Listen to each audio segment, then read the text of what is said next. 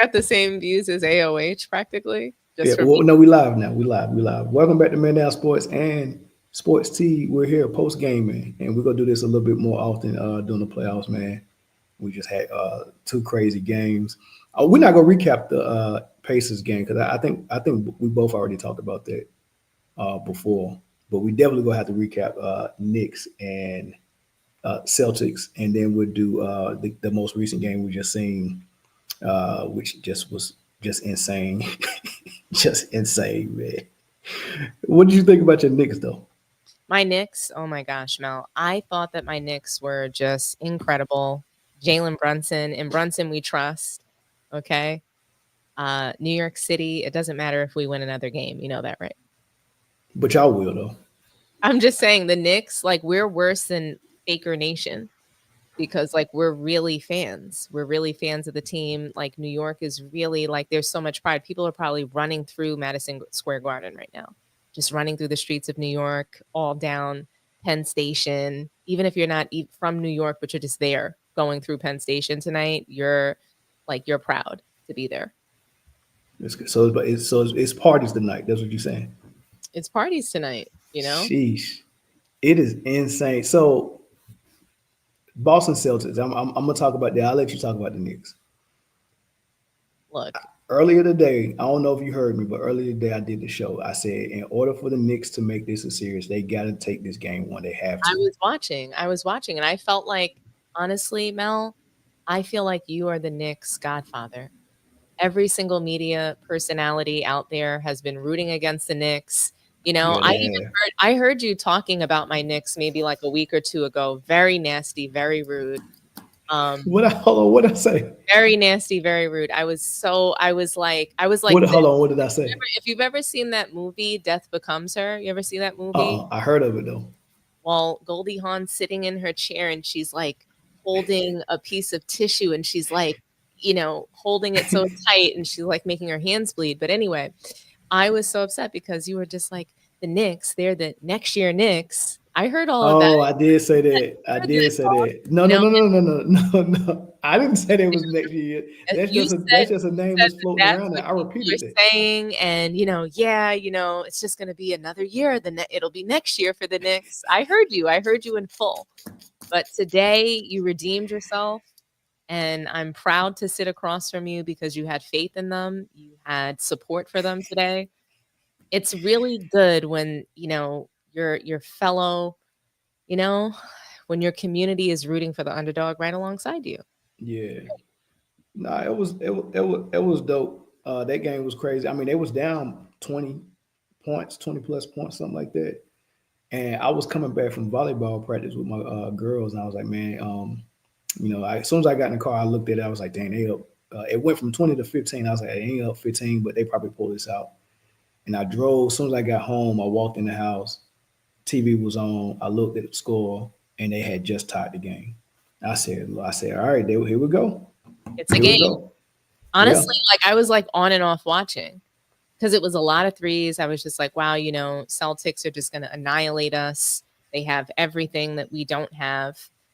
They have a coach that knows how to that knows how to substitute. So, I was just thinking to myself that this was going to be a sweep, or at least at minimum a gentleman's sweep. But the way that Brunson played tonight, the way the Knicks came out and played as a team to win and rallied, I couldn't be more proud. Just every quarter, they never lose their fight. That's what we have right. to really, we can't deny that. Even as much as I want Thibodeau to be fired, he's a tough coach. Yeah, he is. He gives personality to the squad. Some type of identity, man. He's the type of dude that fit probably well. Would he fit well with Pat Riley? I think Pat Riley and Tibbs together would be too much. I think the perfect balance of Spo and Pat is perfect. Because if I if do. it, if it was Tibbs and Pat, man, they would destroy them athletes, man. They would destroy each other, right? Because needs, I think, full control and autonomy to coach the team. And at the end of the day, Pat Riley does want to be able to tell the coach what they need to do if he needs to. Yeah, but they both are hard on, like Tibbs wanting to play you 1,000 minutes a game, and I don't Pat. think that Pat Riley would want that, though. I don't know. I don't think he wants 1,000 minutes a game. Well, his thing is practice though. He wants them Yeah. to practice hard, and he wants them to Sure. practice often. So if Tibbs is wearing them out in the games, and Pat is forcing them to freaking play all types of full practices and stuff like that, man, them boys will be breaking down. I think Spo is just perfect for Pat because he probably is a little bit kinder, but he's also tough at the same time. Yeah, I think, and also he gets that sort of deniability, and he gets to put the toughness on Pat Riley. It's easier when you have, when you have like, you might have to deliver a write up to someone, and there's that second witness, and one of you gets to be the good cop, bad cop, even with parents. Correct. Go ask your dad. Correct. Yeah. What you think won the game though? I think the Celtics played around too much. I mean, they obviously built the lead. They obviously could turn it on. I But think they messed around and just, well, first and foremost, Tatum down the stretch when they needed a bucket, everything was a three for him. I was like, you're not trying to get down here. The double is not coming, and you're not trying to take your man and get in the paint. Like, why is it got to be the three? They shot 63s. 60 of them, Mel. 63s. It might have been more. It might have been 63, but 60 at least. They shot 63s. It was 60. It was 60. That's insane. I think it's shameful, and I also think that Jason Tatum, it just goes back to what I've been saying about him, is that he doesn't like to be aggressive, especially when he's needed to be aggressive. He's too soft in the post. Oh, yeah, you already know I push back on that. I know you're going to push back on this. I just don't think he's soft. I just think, because to be honest with you, that's not how he played under Ime, and that's not how they played last year. It's just for some reason this year they came out with they fell in love with the three. Last year, Porzingis, his post ups was as far as how many points did he get per post up, was only second to Jokic last year. Like they really came out well balanced last season.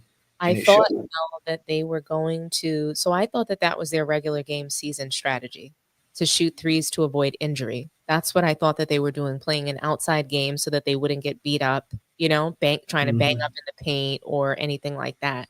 I just thought that if they didn't get downhill, that they were avoiding injury. To see them still doing this in the post season makes me feel like they deserve to lose. They don't deserve the title. No, they definitely deserve to lose that game. Deserve to lose. Well, they don't deserve to win the title if they continue in this. So I agree. I was feeling that way. So when Joe Mazzulla came out a couple months ago saying he doesn't watch the games, and to promote this kind of style of basketball play. So he's saying he doesn't like it. He was saying he didn't like the 3-point shooting. He was saying that he didn't like the lack of physical play. So I felt that he was just playing around with the NBA.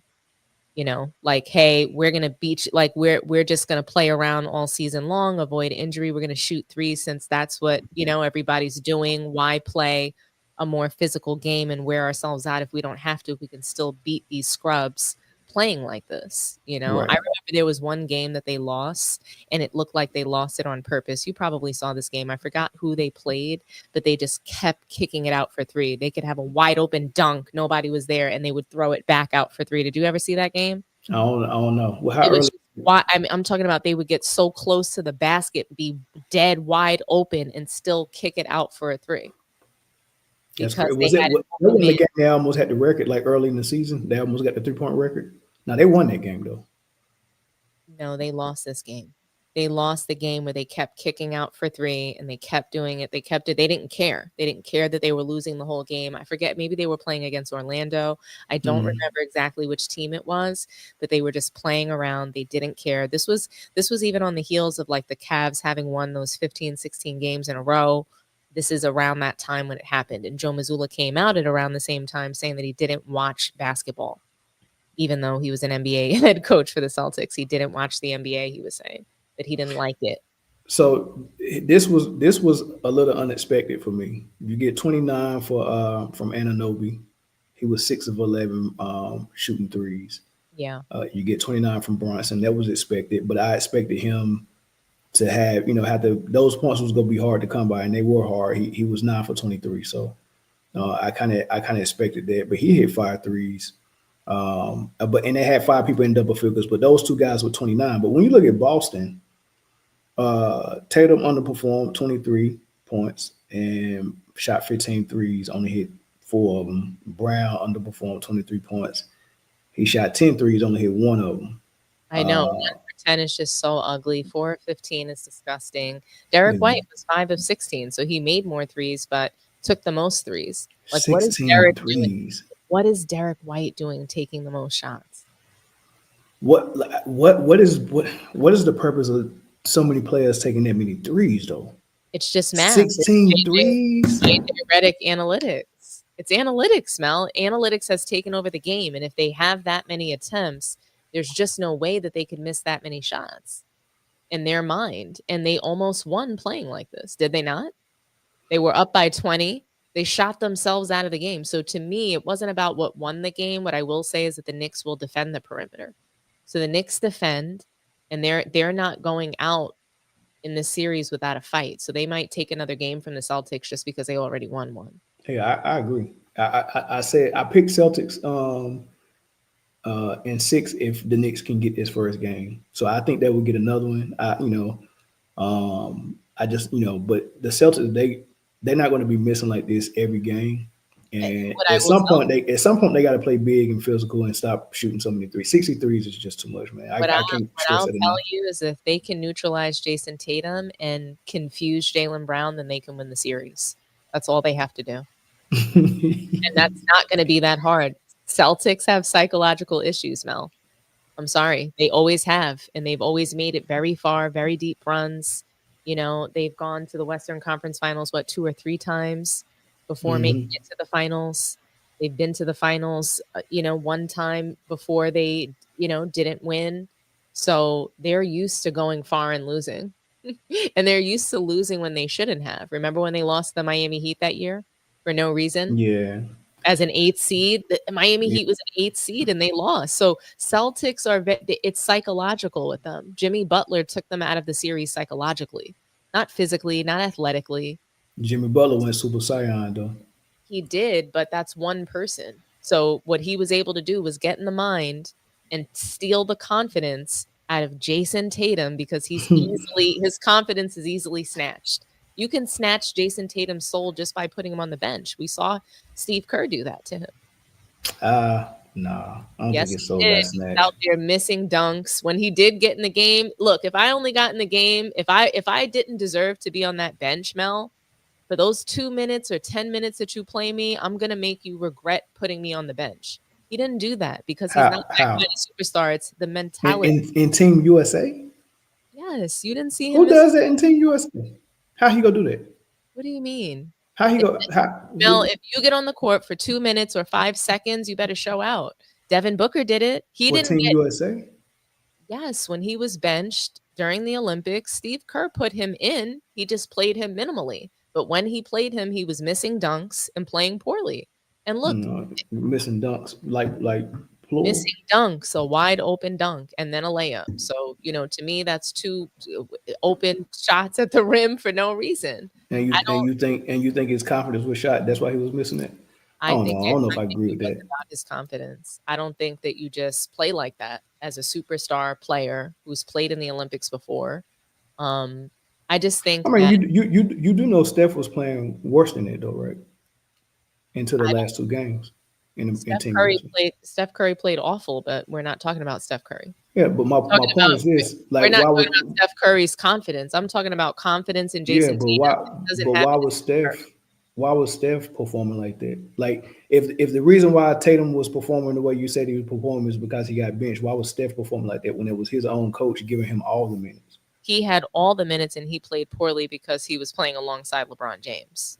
Jason Tatum got in the game and had a wide open dunk, drove straight to the lane, wide open, and missed that dunk. Because I don't think, and I've seen him do this before in regulation games, missing dunks. He does that. I don't think that this is why I think he goes to the rim soft, and I don't understand for his size, for his physicality, why he plays like that. And he does prefer to be a perimeter wing.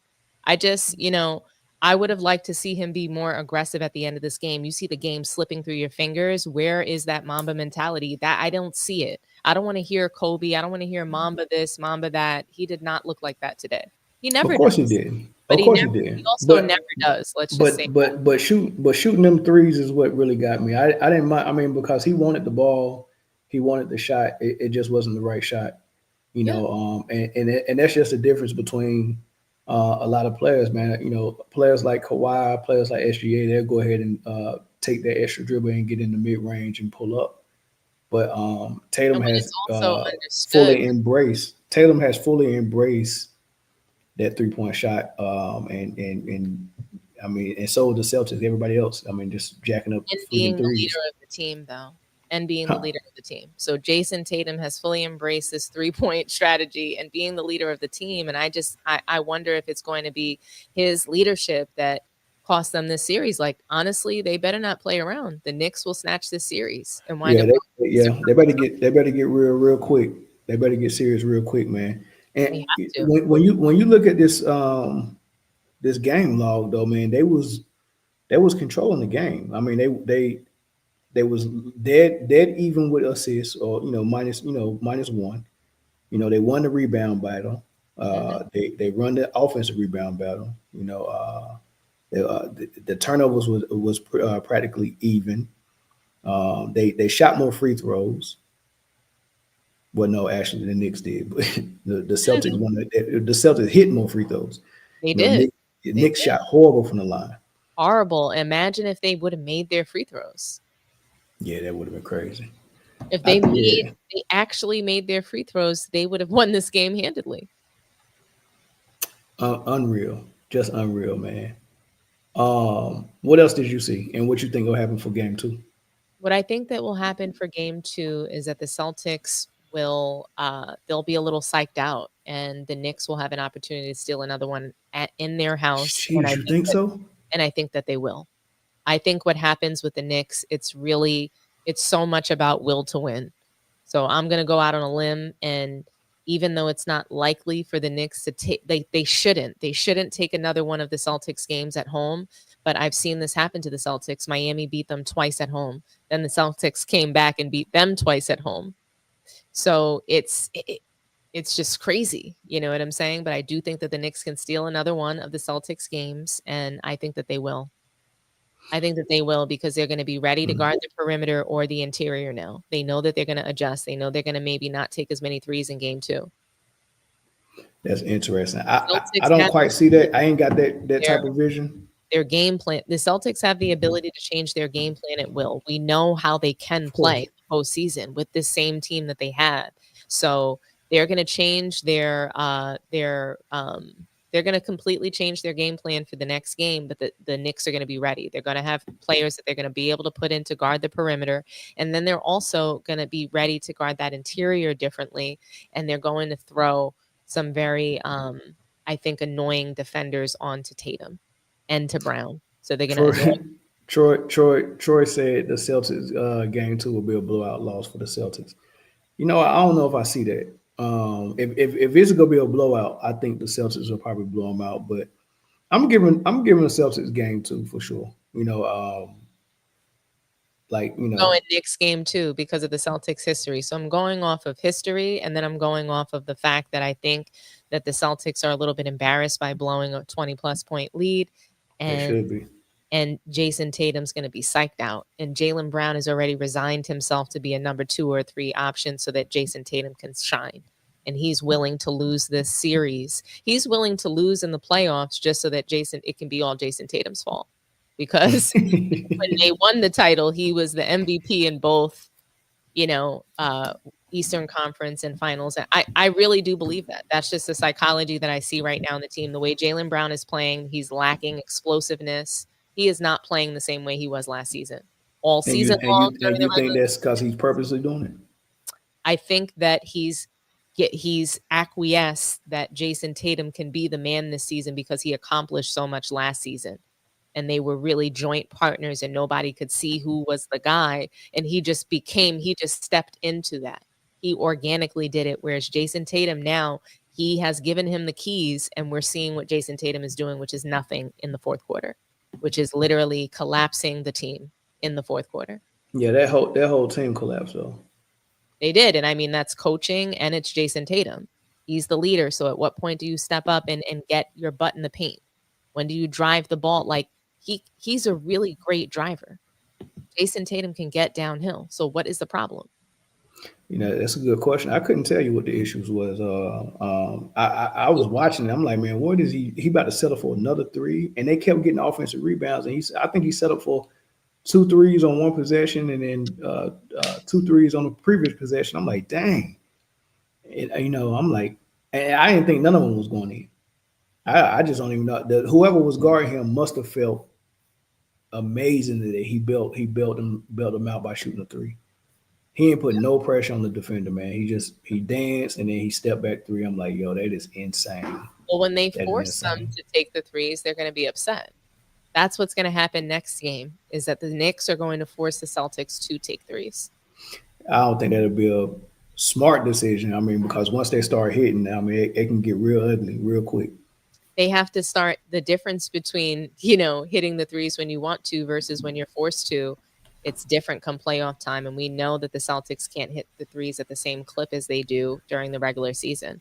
They don't make their 3-point shots the same way in the postseason, especially not Tatum.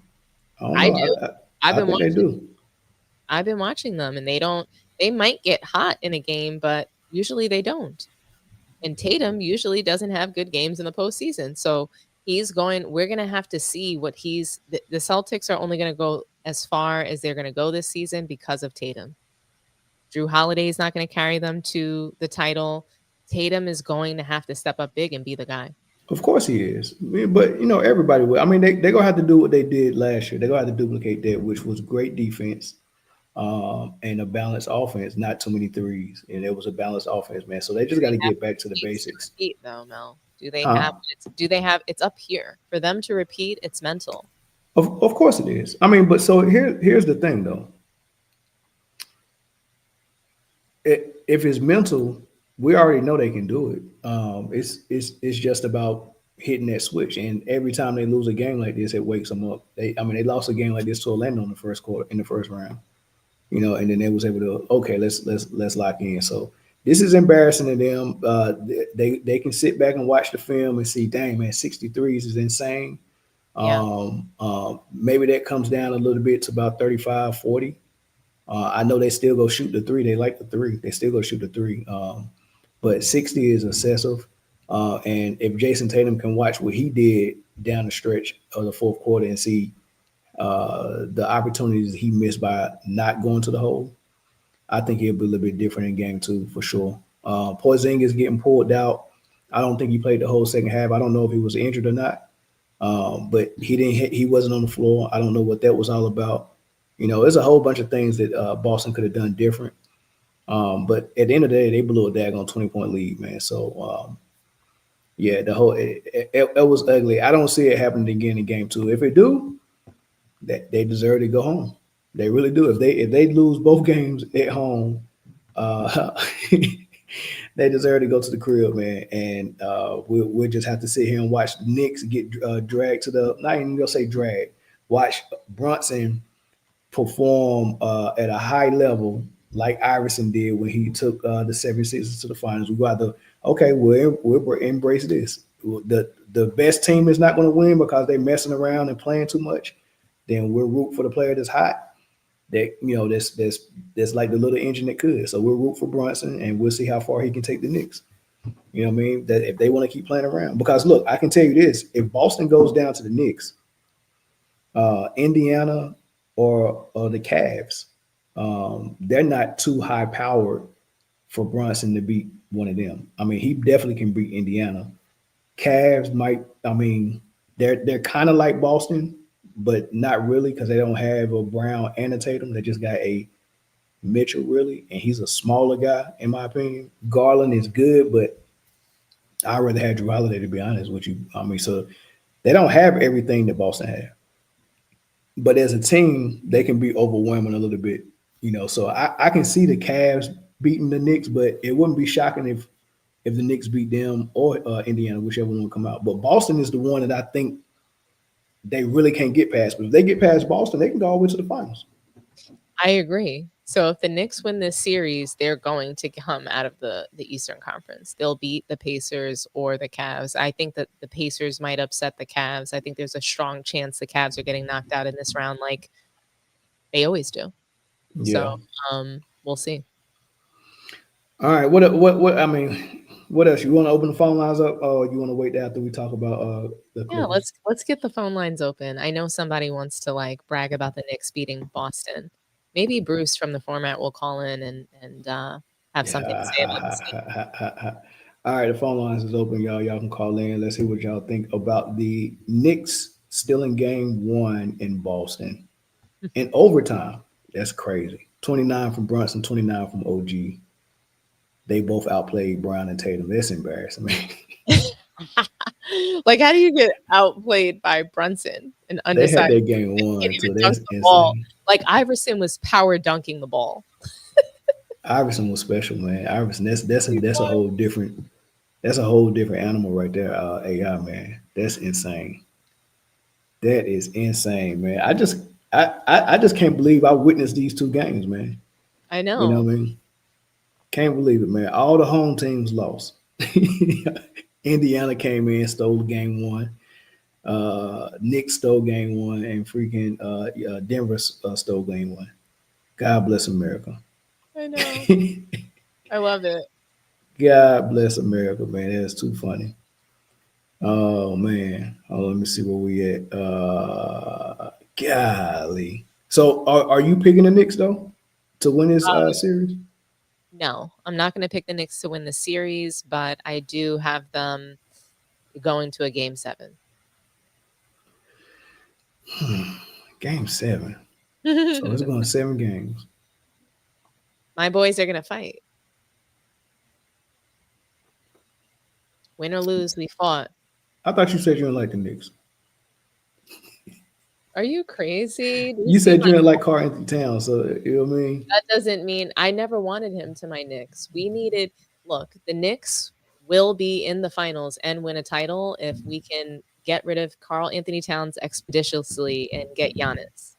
Oh wow, okay. All The right. Knicks need Giannis to win. They need FNBA protection in order to get to the finals and win. You silly. All right, we got a call on the line. Caller, what's up? What's your thoughts?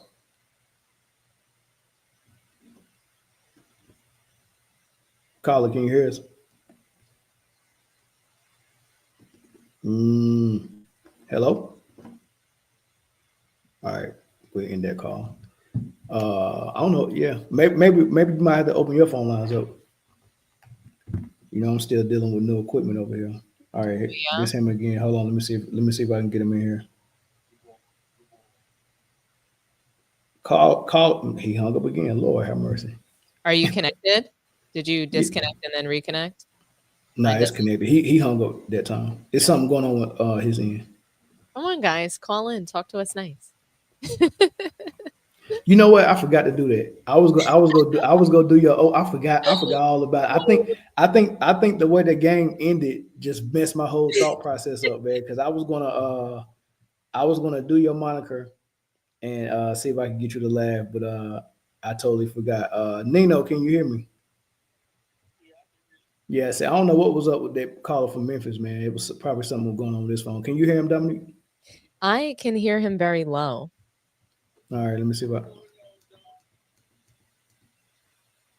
It doesn't sound good. Can the audience hear? Let's see if the audience can hear. Hey, put a one in the chat if y'all can hear the caller. Let me see what I'm doing.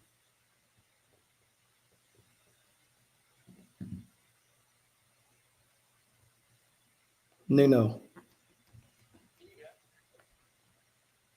No, they say they cannot hear. All right, let me see if something going. Yeah, so take the calls. I'm gonna put your number up, Don, or you can put your number up. I sent it to you. Okay. Hey, Nino, I'm gonna end this call. It look like I got something going on my end. All right. Um, How do I sound, Dom? Maybe my You sound perfect. There must be something with like your channels. You're using a different you're using very the other possible. device, right? Yeah, very possible. Yeah, you're gonna have to call them about like the channels and how you're, you must have that like something must have switched when it comes to your phone usage Yeah. on there. How do I sound now? Do I still sound the same? Your sound sounds good. It was just the phone. Okay. Okay. All right. I'm gonna put your number up then. Okay. Okay. Do you hear that? I'm Keep hearing an talking, echo though. now. Is it echo now? I hear an echo of myself. Man, this is insane. They don't want us to be great, Dom. Hold on, let me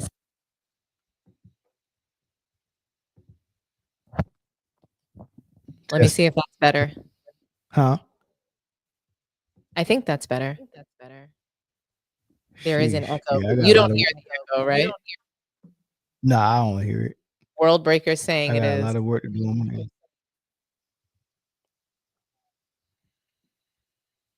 All right, so here's the number, y'all. Call in, and Nino, you can call in on the number that's on the screen. Hi, Nino. Talk to us nice. What's going on, dog? We're good. We're good in the hood. What did you think about the games? Hey, there was some great games. Now I know Mel like too high on like everybody else. I don't think you are either. I want to get this out the way. I think, hey, Jokic the real deal, man. I ain't gonna lie to you. I'm a believer. He made me a believer. I was already on the fence, but Jokic's a bad boy. I ain't gonna lie. You think so? Yeah, Jokic's tough, man. I ain't gonna lie to you. Jokic's tough. Well, what convinced you in this game that Jokic is tough? I mean, because that's something we already knew. We already knew Jokic was a bad boy. We already knew that. What did he do in this game that made you say, "Oh yeah, he's tough"? It's more so to me that I compare both the Brunson and the Jokic, right? Just players like that Tatum. Jokic don't look. Now I know how you feel about him running the show like totally with that season, but it don't. None of his stuff just look too forced. Like he don't really force shots. He don't. He takes over without it looking like he really just taking over in a guard type way to me. And now I've got a feeling that I'm different from everybody else where I believe his team is talented. I don't believe that his team is not talented and he just carries a bunch of screws. But I feel like he got them confident, more confident. They're playing with more confidence playing with Jokic. They believe they can win. They can beat anybody. Even though they don't have the big names, but I believe they got the talent, which the name is just names to me, the best player. What's small about their names? You don't think Aaron Gordon got a big name? I mean, we've been knowing Aaron Gordon since high school. We definitely knew him in college. We definitely knew him in Orlando. Aaron Gordon is not a scrub. We definitely know Westbrook's name. I mean, he won the game for them. Why aren't we talking about Aaron Gordon? But now, if you go to if you gotta be a real basketball, see, it's different. And I don't try to talk about different people like being the chess and stuff, but y'all are real basketball fans, so y'all gonna understand how talented and good Aaron Gordon being. But if you talking to the casual, the actual person, they don't not really know how talented Aaron Gordon is. If you talk to the average person, they'll tell you Jokic is playing with. Kind of like Bowen. I look at it the same way. Like, before he got Wade in him or outside of Wade in him, it's like they got the big three, but it was more talent there. It's the same with Jokic.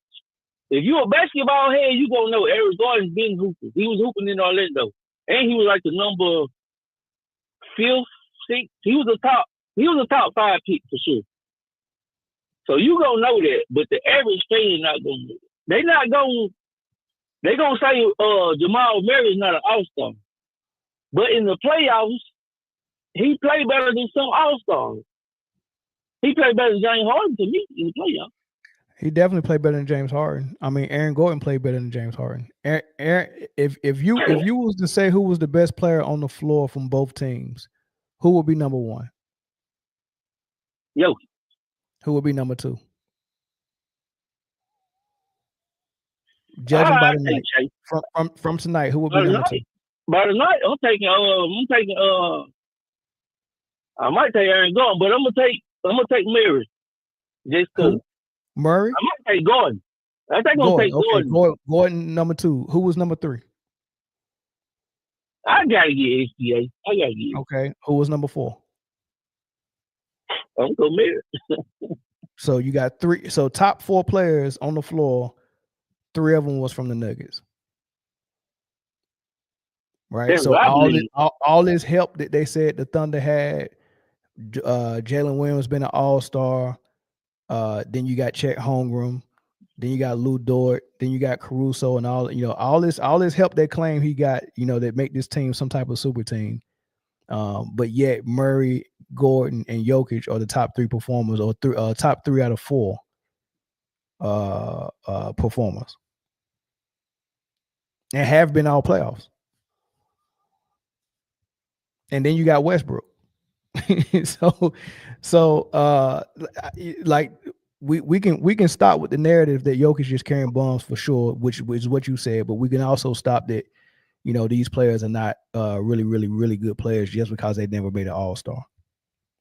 You know what I mean? So I mean, I'm looking at Houston. I'm looking at Houston right now, and Sengun. No one is going to say Sengun is as good as Jokic, but he's the lone all-star on that team.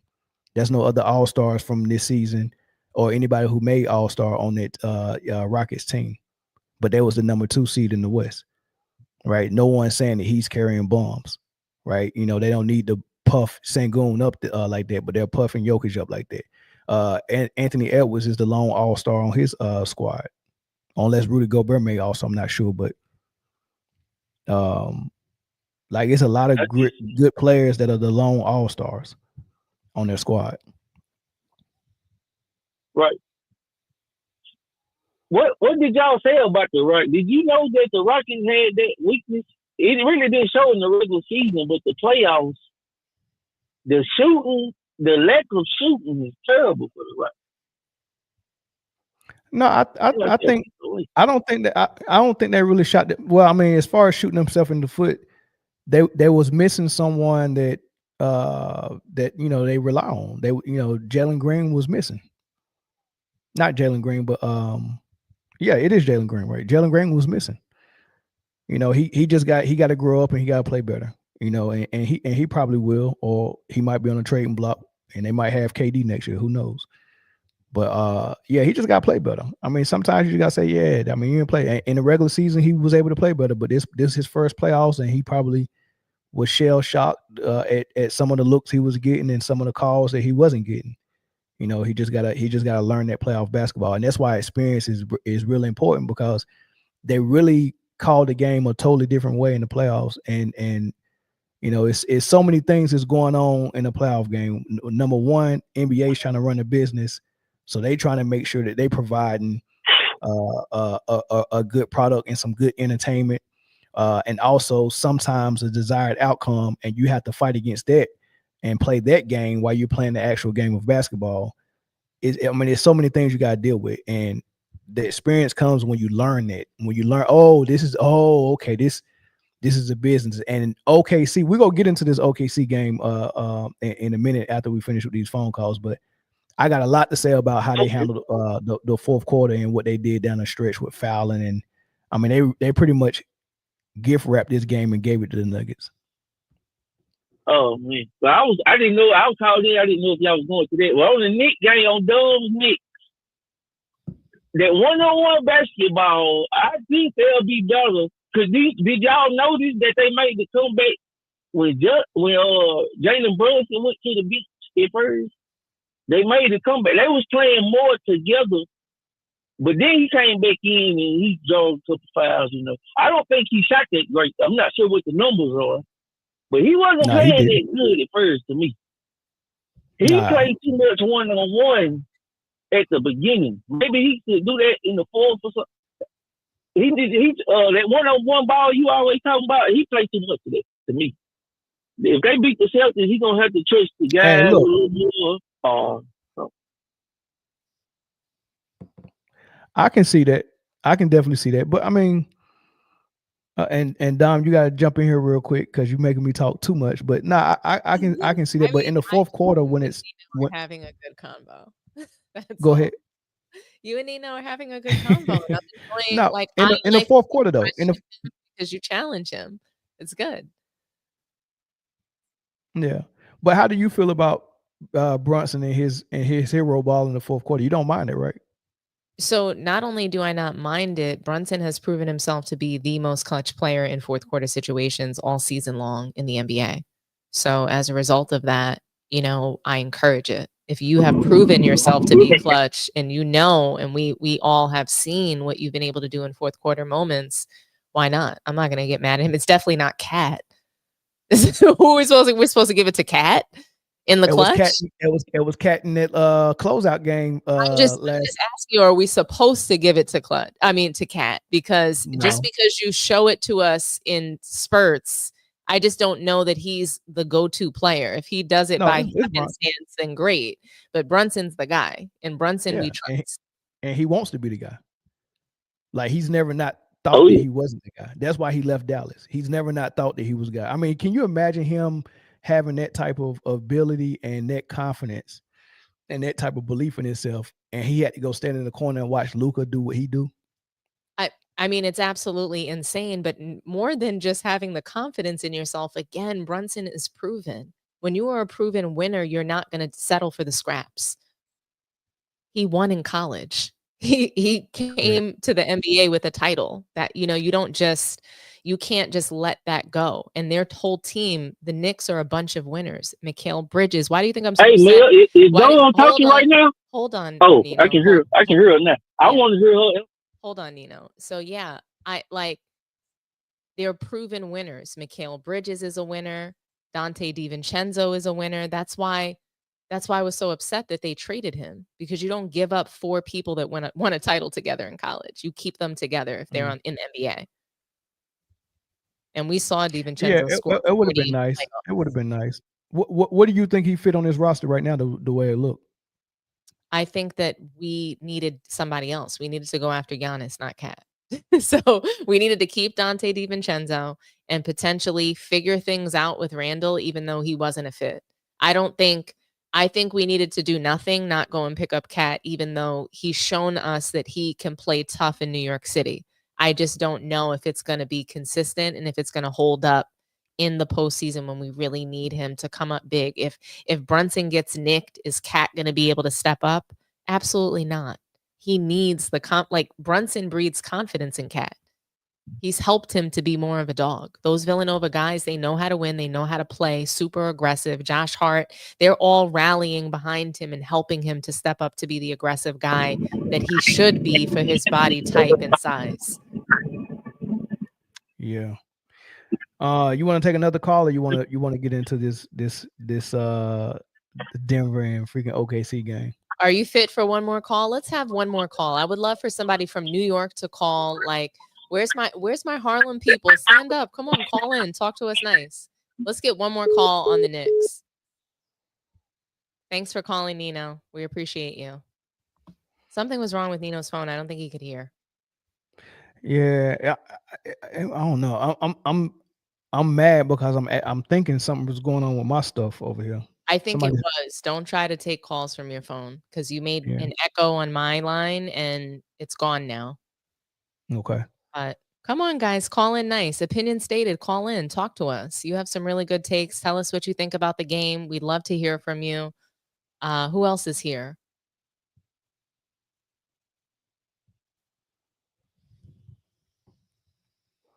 I guess we can move on, Mel, if nobody wants to talk about Knicks versus Celtics. Where's Bruce? I guess you know what it is? It's probably late, and Bruce probably cried himself to sleep because the Celtics and Jason Tatum completely shit the bed.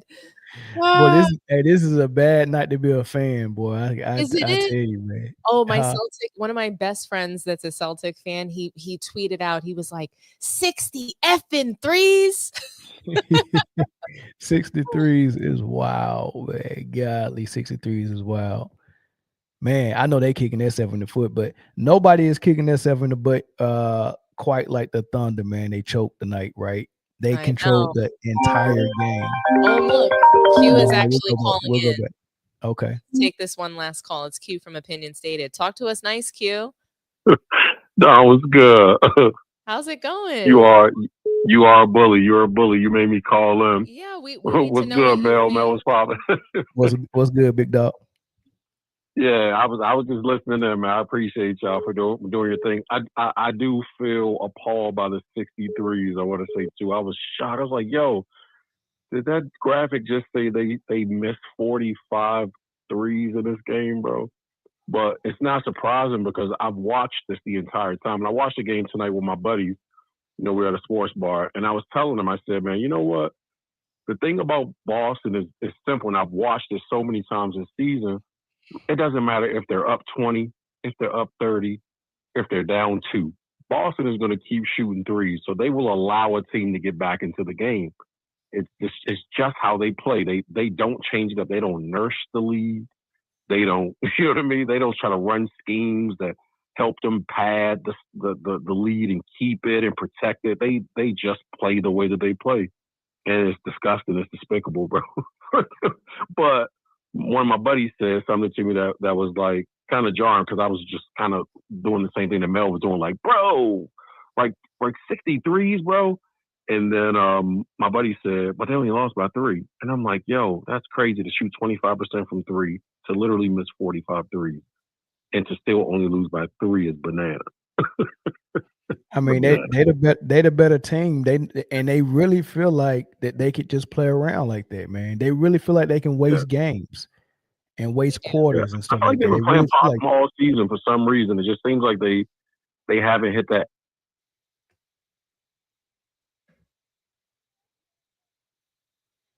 Missed like 6 or 7 straight and not attempt to take the ball to the basket, but one time was kind of jarring to me. I was saying, you know, it's interesting that he's, you know, this Mamba mentality, like Kobe's this guy. He wore the Kobe wristband a couple seasons ago, sweatband a couple seasons ago, to say that, you know what I mean, like in memory of Kobe.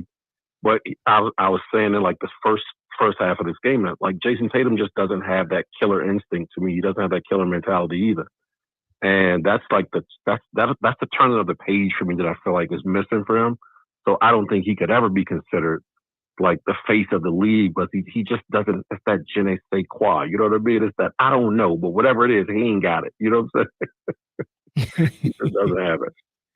He doesn't have it. But it was a great game tonight, man. Both games were fire. I really enjoyed watching the Knicks, you know, steal this game. I will definitely say, man, people better put some respect on Jalen Brunson's name. That boy is a killer, man. And he continues to show up in the big moments. He puts that team on his back, knee injury, sore knee, hurt ankle. You know what I mean? Back spasms. He doesn't care, man. This dude's a baller. He's a gamer. How much respect he's supposed to have on his name? Like what? Like if you was to rank him in the league by his position, where you got him at? Out of the point guards, and don't include Luka because I think Luka's a small forward. But out of the point guards, where you got? No, Luka's small.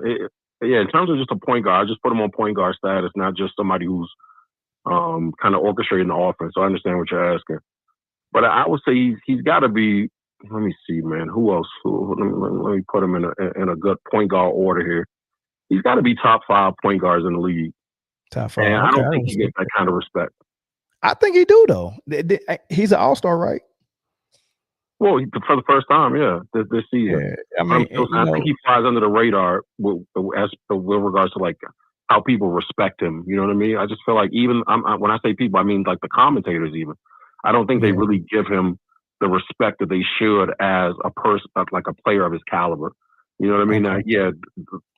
As far as acknowledgement, he was an all-star this season finally. You know what I mean? But I don't think that he's talked because even on like the sports channels, like the mainstream ones, I'm saying, like first things first and all those. They were not even wanting to give him star respect. Like he's not a star. He's not a.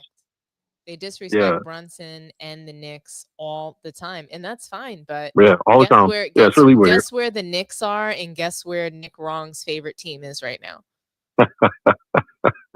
Home. Did you hear Nick Wright today say that Cat was more accomplished than Jaylen Brown? I was like, come on, bro. Come on, bro. Jaylen Brown's won a Finals MVP, bro. What are you talking about? What are you saying? How do we keep listening to this guy? I don't even know. It's disgusting. That's why I'm grateful for you all. I'm grateful for all the independent creators on YouTube, man. You guys have helped to keep me sane all season. This is the most. I mean, I've been avid basketball fan, man, for 40 plus years of my life, but I feel like this is the most engaged and the most fun I've had viewing basketball games, listening to other people's insights, man. The independent creators such as yourselves, man. You guys are making basketball great again, as I always like to say. So keep up the great work. I'm interested in hearing this next subject. So, man, I'm gonna go ahead and end this call. I'll jump back in if I need to. Dom, stop being a bully. You know what I'm saying? Thanks a lot, Q. Thanks for calling in. Yeah, respect. All righty. All right. Bye-bye. All right, Mel, you ready to move on to the next game? It's up to you. It looks like we have someone else calling in. We can take it. Yeah, we take it. Thanks for calling on in. Talk to us nice. Hello?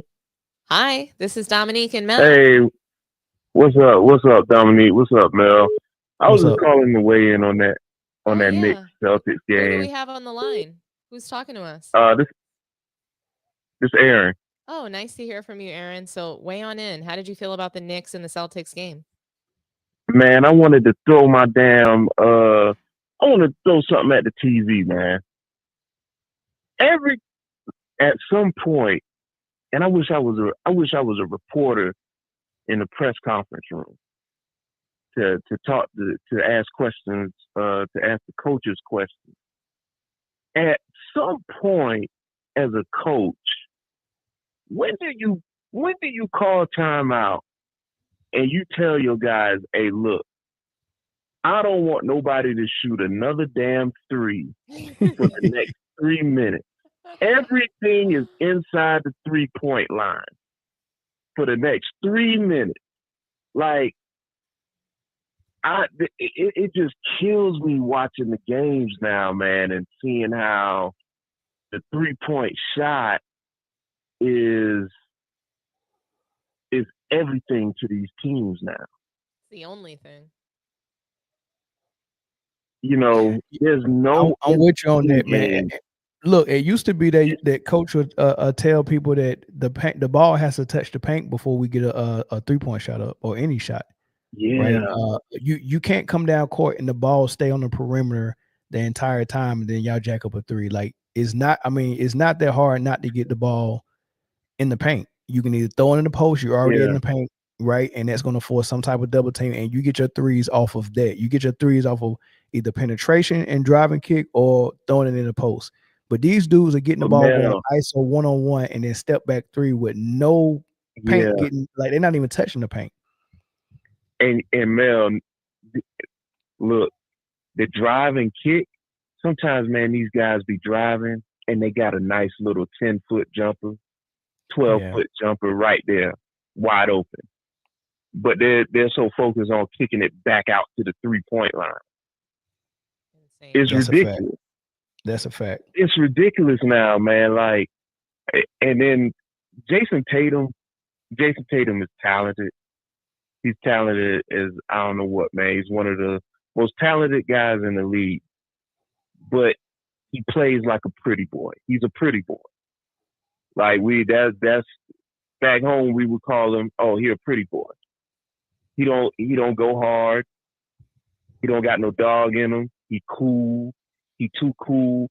The dude, if Jason Tatum had that dog in him, he would probably be averaging close to 40 points a game. I don't know what else y'all want him to do, man. Like, I seriously don't know what else y'all want him to do, man. Like, what do you want the dude to do? We want to see play with aggression. a chip. His mom Play with an attitude, his man. mom has a bigger attitude than he does. I'm telling you. The mom, I trust the mom to win in the finals more than him. Who? Jason Exactly. Tatum's mom. Put the mom in boy, the game. you silly. Put his mom right in the game. I swear to God. Put Hey, his mom in the game. Mel, you got to admit, man, he played too cool, man. I mean, I grew. Sometimes that's just demeanor. You know what I mean? Some people don't express everything. You know what I mean? I play with players like that, but I don't see no soft or nothing like that in Jason Tatum, man. I mean, people have tried to bully him. He's not easily bullied. You know, people has tried. He's not that type of dude. It's just but his personality. But sometimes you just, man, like there's a difference when you watch like a player like I'll say this, Jamal Murray. We've seen Jamal Murray, like when Jamal Murray gets pissed, when guys go at Jamal Murray, we've seen him turn it on where he can't even turn it off.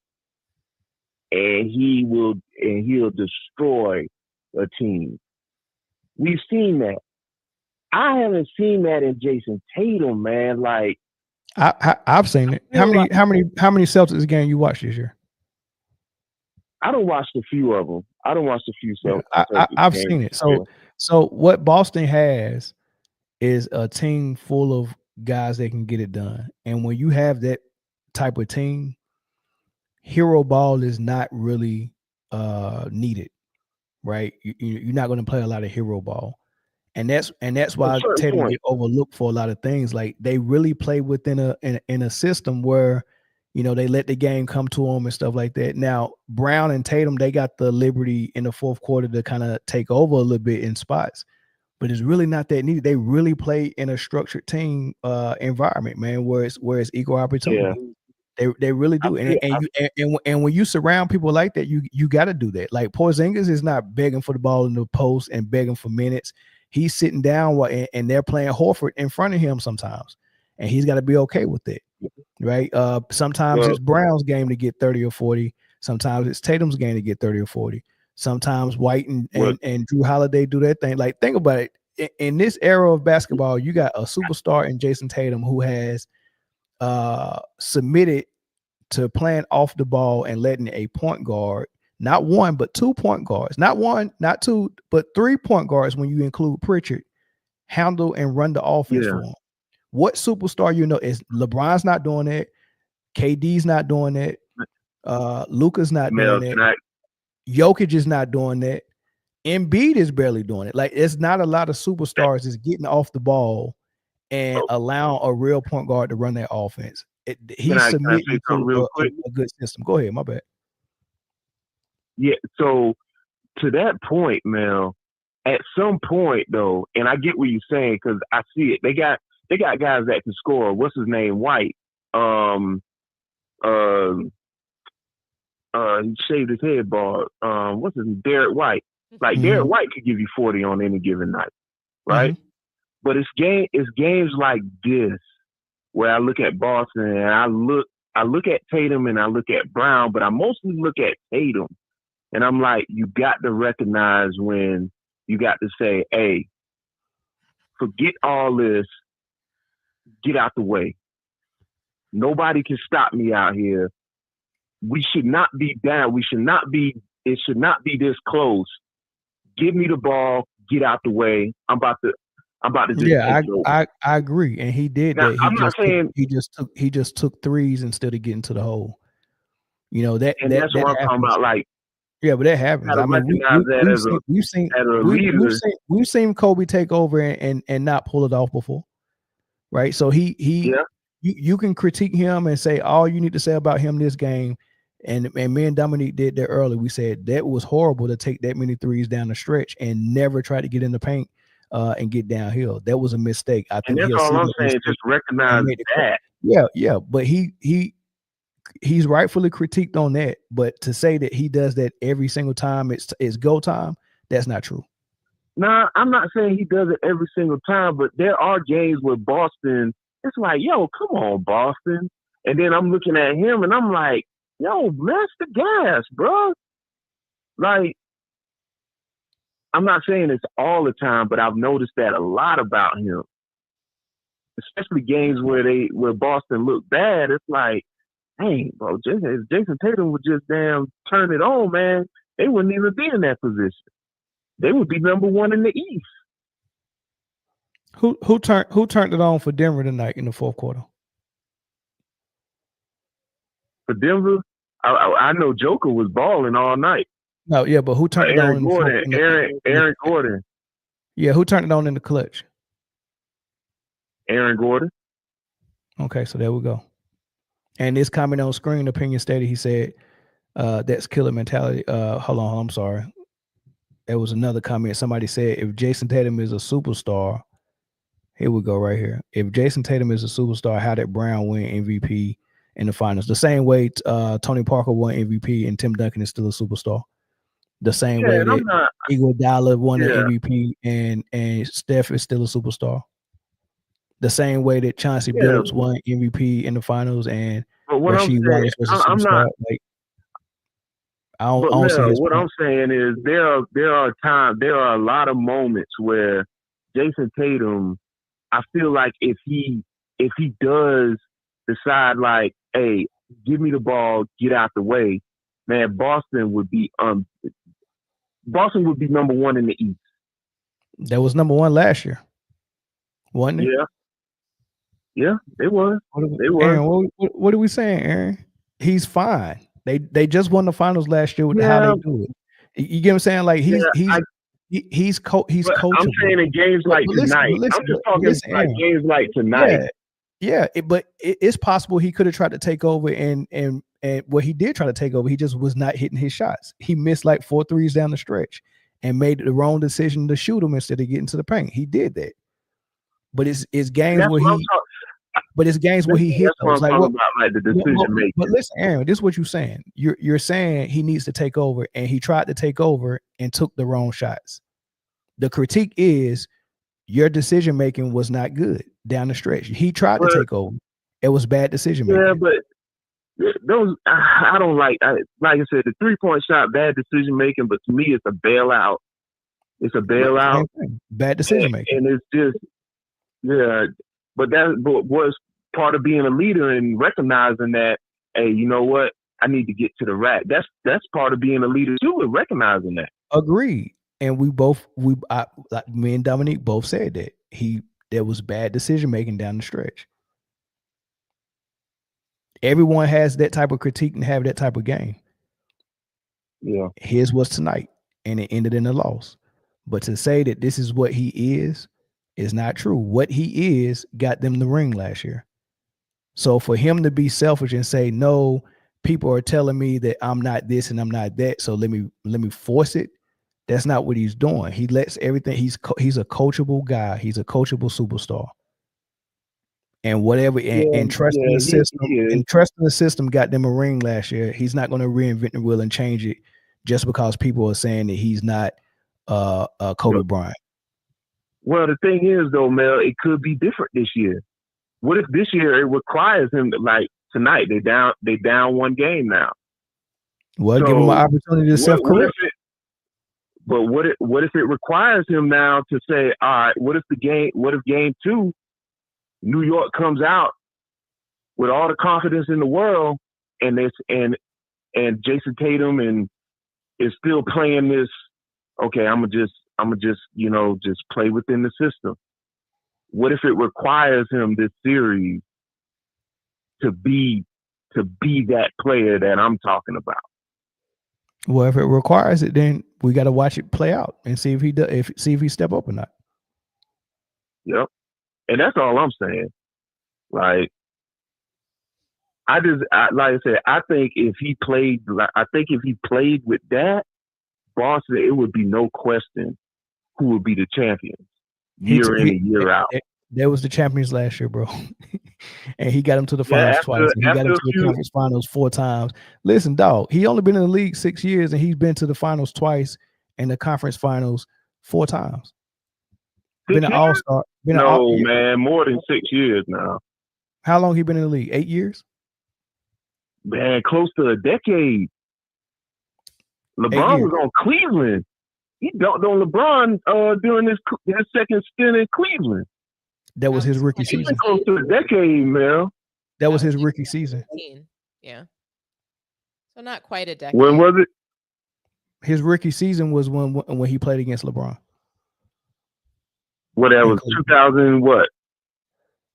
16? Maybe 16, maybe. I don't know. Yeah, I think this 9-10 years, man. 26 years old. Yeah. 8 years. 8 years, close to a decade. Okay, so 8 years. And 8 years he's been to the conference finals, half of those years, and the finals a quarter of those years. Yep. And won one. And my thing is, I think Boston had the better team those times he was in the Eastern. They was in the Eastern Conference Finals. I think Boston had the better team. All right. Well, we hear you. Jason Tatum for you is not the guy, but we do think that he has, obviously Jason Tatum has championship pedigree. Can we agree to that? We agree that he's a champion and he is, and one of the most talented players in the league. Okay, but you view him as the number 2 on the Celtics is what you're saying? Mel, you low. Oh, it's me. So you're saying that Jason Tatum is a number 2 on his team? He should never what? It's okay. It seems like we're having a bad connection. Don't worry about it. Yeah, it's like I hear you, but then it like goes low. Don't worry. Thanks so much for calling in. We're going to move on to the next topic. Thank you for your call. We really, really appreciate it. Thanks for your take. All right. I'll continue listening. Thanks so much. All right, bro. Thanks. Bye-bye. All right. Mel, can you hear me okay? No, I can hear you fine. But it is when the phone call comes in and they're talking, when you start talking, it's low. And then when they stop talking, then your voice comes back to normal. Oh, it must be some sort of that ducking thing, right? Yeah. But he said he said you sounded low and he couldn't hear you. I was like, dang. Yeah, we're just having all types of trouble tonight. I know. It's all good. Well, I guess moving along, right? Moving along to the Nuggets game. Do you have any more thoughts on that call? It seemed like Mel, like we were going all around, right? Down a rabbit hole. Well, I mean, I think he's trying to. I think he. All right, so when you talk about Tatum, you have your critiques of him, right? You think he goes to the whole soft and weak. You think you think he take bailout shots and whatever your criticism it is what it is. Now, when he called, he had similar criticisms, but then he started going in like he's not showing emotion. He's not being that guy. Like it's almost like he has a preference. Quantify things. Yeah, he got a preference of what he want his guy to look like in his face or something. Yeah, I'm like, it's just like, you know what it is. We're not gonna see another Kobe Bryant. That's gone. You know what I mean? We keep wanting to. It's just like, if there was the one that got away, like if you ever went in love with someone and you never saw them again and you're searching for them and other people. It's like we're searching for Michael Jordan. We're searching for Kobe Bryant and, in all these great players that we, are seeing today. And they just keep coming up short to us, and we're judging them too harshly because we're trying to fill the footsteps, we're trying to fill the shoes of Michael Jordan and Kobe Bryant. Can you imagine how hard that is? Super hard, man. But nonetheless, we'll move to the game the last game we seen tonight, which was the OKC Thunder game. While I'm making this graphic, I'm putting in that the Thunder squeaks by, right? There's no way they're gonna lose this game. And then next thing you know, they lose the game. Now, I knew something was going wrong when they were up 3, and their game plan was with maybe 18 seconds left. We're going to trade free throws because we fear that they're going to hit a 3 and tie the game and send it to overtime. So when we score, we're going to foul them immediately. Like one time they took the ball out after SGA got a dunk off an inbounds play, wide open dunk. They go up 3. They inbounds the ball, which means they got to dribble at least 5 seconds up the floor before they can get a shot attempt. As soon as they inbound the ball in the backcourt, they fouled them. So it was actually 10 seconds left. This was the second or the third time they fouled them and intentionally sent them to the free throw line for 2 instead of the 3. But at 10 seconds, you're going to run 5 seconds off the clock before you foul them to make this game end faster, to get them less possessions. On top of that, Jokic was on the bench because he had 5 fouls. They put him on the bench. And the plan was to foul the Thunder to make them shoot free throws, but they messed up on the inbounds play. SGA gets a wide open dunk. Denver didn't have any timeouts, so they couldn't call a timeout to get Jokic back in the game. They're down 3, and they got to bring the ball up court. Instead of you playing it out, you're going to foul them again, give them 2 points, give Jokic an opportunity to come back on the floor. And then they foul check Holmgren. He goes to the line and missed both free throws, and they give up a 3. And the crazy thing about the 3 they gave up, they're up 2 points. Or was they up 1 point? They up 1 point. I guess I get that. No, they was up 2. They was up 2 points. And Gordon came and Westbrook drove to the hole. He had a man on him. He's in the paint. If you're Chet Holmgren, you're okay if Westbrook get a layup and tie the game, because worst case scenario, you go in overtime.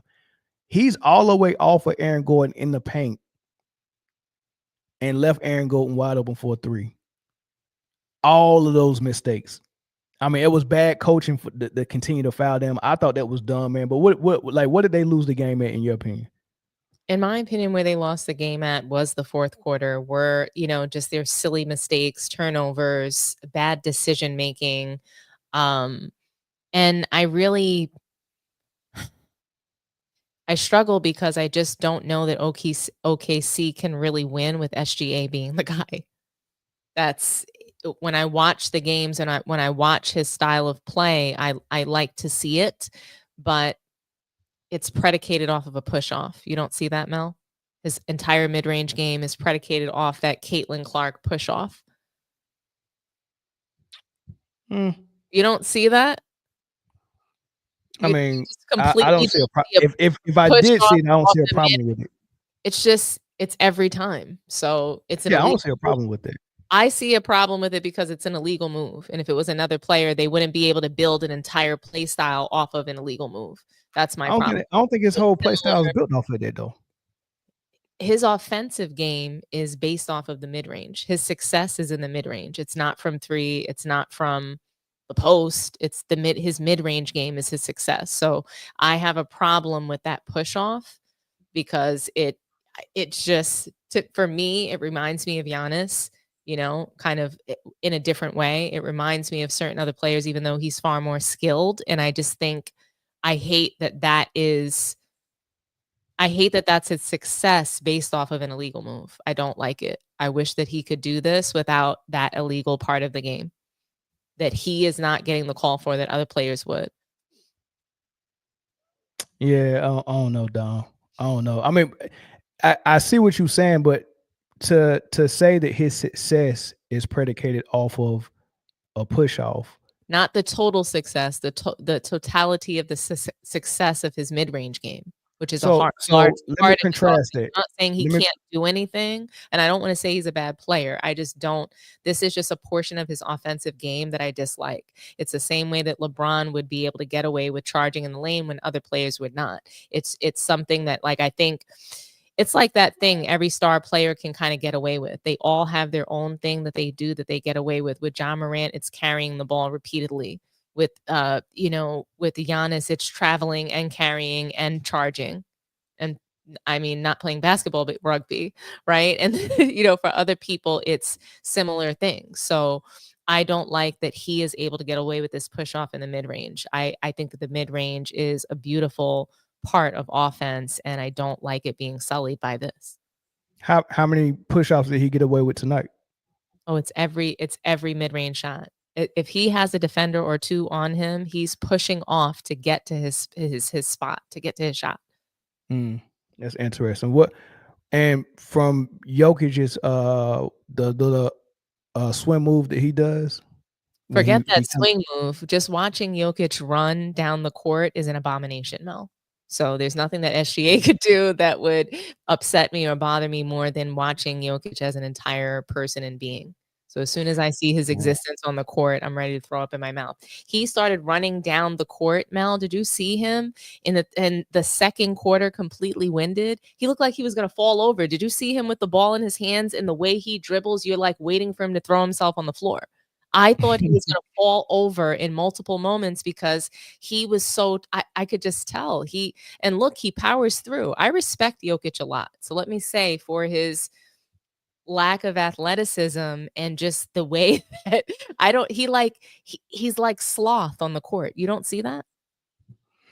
I mean, I see a lot of things that Jokic do. I mean, I don't have a problem with. I mean, he's a big guy. Out close to 300 pounds probably. He's just so I don't have a problem with. I mean, he hustles. He hustles for sure. No, he plays harder than Luka Doncic. I respect his game, believe it or not, better than Luka Doncic. I know he's older, he's got more experience, but I appreciate his hustle more than Luka. I think that he tries to defend much more. I think he's more of a presence, and he runs. He will run back on defense. It might not be fast, but you can tell he's exerting his entire effort. Yeah, I could say that, and I respect this game for sure. But what I seen from this game tonight, OKC controlled it. OKC had spurts where they went on runs, but they couldn't pull away for good. So kudos to Denver for not giving up and keeping the fight on. Now, when this game got into the fourth quarter, I thought OKC thought they was gonna coast to a win. I thought they was going to coast to a win, which they almost did. But here's the thing. Here's where Jokic, and this is what the Warriors are good at because they've made so many deep playoff runs. They know what the loopholes are. They know what to get away with. And they know what the NBA is as a business and how to use all of that to their advantage, right? So why I seen the Warriors do it in Game 7 against the Rockets was how they defended, and they got away with a lot of stuff, but they knew that they would be able to give it away with it. Was a Game 7. The referees don't want to decide the game with fouls, right, and free throws, right? So they let you play a little bit. The Warriors knew that. It don't look like the Rockets knew that was coming. With Denver, it was mostly Jokic knowing we're losing, but I know with my fifth foul, they're not going to foul me out because the referees would get destroyed if you foul out one of the marquee players with 5 minutes left in the game and decide the game. I mean, they would get destroyed. So that sixth foul was not coming for Jokic. It didn't matter what he was doing, right? It was not coming. They fouled Luka out in the finals, so they need to do it to Jokic too. Dude, did you see the foul they called on SGA when Jokic grabbed his arm? Like, first of all, Jokic got a rebound, marginal contact with on his bicep, not a grab, not a pull. Did you see the flagrant though that he should have gotten? I seen the flagrant, right? And the crazy thing is on both of those calls, right? On both of those calls. So let's go with the flagrant first. The ball came into Jokic. Lou Dort fouled them, no call. A second later, Jokic retaliated because there was a no call on that foul and elbowed him. The elbow contact that he got, the referee immediately called it, right? But he thought about how many fouls Jokic had at that time and called the foul on Lou Dort. I was like, what the heck? But now I got to, it's a delayed reaction. This dude just got elbowed in the head. We got to go look at it, right? So he called the foul on the elbow. He was calling on Lou Dort because of the elbow. He didn't call the first contact as a foul. These thought processes on how they blew that whistle was based on who the people was involved and what would have happened if you foul Jokic out or you put him on the bench at this time. Like, they had to think about the entertainment. The same thing happened on that play where Jokic grabbed SGA. They saw that, they called the foul, and then when they realized it was Jokic, the one who created the contact, they had to still call a foul on SGA because we can't put Jokic to the bench. This is the fourth quarter. This is crunch time. This is what everybody's watching the game for. So Jokic crazy. knows that. He knows that. He knows he can't get put out. Draymond Green knows that. Look, ever since Draymond Green got put out for that Cleveland series, he just acts a damn fool. He's been clotheslining people all game. Did you see that hard foul he did on? he knows. He did it on Jalen Green, right? I hate it. I hate it, man. I hate that these guys know that that's a loophole. So Jokic used it, and he got to the free throw line. He got fouls called all fourth quarter, and that's how they just kept sticking around. Meanwhile, OKC Thunder, they can't get a foul in the crutch. What do you think about players hitting into the shooting hand? Did you hear about that too? And the complaint about that. So Dylan Brooks was hitting Steph Curry in the shooting hand. Steve Kerr complained about that a bunch. Heading into Game 7, it was and saying that like he's on the committee, he's going to make sure that that's changed next year. Basically, Dylan Brooks was saying, well, I mean, like if I have a bad ankle and everybody knows it, they're going to attack me. They're going to attack that. So I'm going to keep doing it as long as, you know, it's within the rules and the guidelines. Yeah, I mean, Steve Kerr is a good guy, man, but he's so disingenuous, man. And I just, you know, I guess his bias is his player. But I hate when people's motivation for making rule changes self-serving is self-serving or based on how we can help some superstar get his shot off better or easier. Right. And this helps the offense. I hate that. But they never you never hear no one wanting to change a rule that's going to make it more accurate for what the rule's supposed to say. Like you're never going to hear Steve Kerr say they need to start calling these moving screens because his whole offense is moving screens. Right. You're never going to hear them say they need to start calling these travels and these carries. They never say that. It's always that jump just pissed me off, man. The moving screens is more egregious to me than anything. Even the carries. I think anything that's illegal is egregious, and I'm tired of it. I think we need to get back to real basketball because if you can't be this good within the same rules that every era had to play in, then why are we talking about greatest of all time ever? You know? Yeah, and look, we've been complaining about defense and physicality for what 2-3 years, and now everybody's voice is finally getting heard, and they're making changes. The next thing is going to be enforce the freaking rules. Yeah, I can see that. But then, you know, all of that then benefits the guys who played in the last 20 years with inflated stats, right? Sure. But I still want those rules. I still want them too. But now, you know what I mean? You know what the discussion turns into. Now, like, then it will be that modern day players have had to play, you know, in more competitive circumstances and shouldn't be compared to the likes of a LeBron James, and those players are going to say that they can't reach the heights and blah, blah, blah. Let me ask you a question. Did OKC lose this series tonight? No. I think that the referees got involved and we saw a nice chunky run from Denver in the fourth quarter. And I think strangely enough, and this is what I see out of the Denver Nuggets all the time, even when they're down 20, they still have control of the game. So you said that OKC had control of the game, and I felt that the Nuggets had control of the game. Even I've seen them down in other series before, 20-point deficits, whether it be, you know, a joke series like playing against the Lakers. They never really seem to lose their composure, even if they're unraveling with turnovers. They stay in the game. Even Russell Westbrook, he doesn't even get deflated. He's out there like making plays till the end. I saw him like, and it's funny because there was a point where I thought he was lost on offense. He looked lost on offense, but what he was really doing was being a decoy. He was kind of like just hiding out and nobody was paying him attention. And then he crashed the glass for an offensive board, like, because you know what I mean? He was just playing this incognito role. And all I'm saying is that the Denver Nuggets don't give up. And No, I they really don't. do. I respect their fight in each and every single one of them, even when they're playing like shit. Jamal Murray, it could be Aaron Gordon, it could be anybody that comes and steps up to either hide all of Jokic's mistakes and insufficiencies, or they're really stepping up just to be the guy that might be able to knock down that shot. It could be Michael Porter Jr., it could be Gordon, it could be Murray, it could be Westbrook.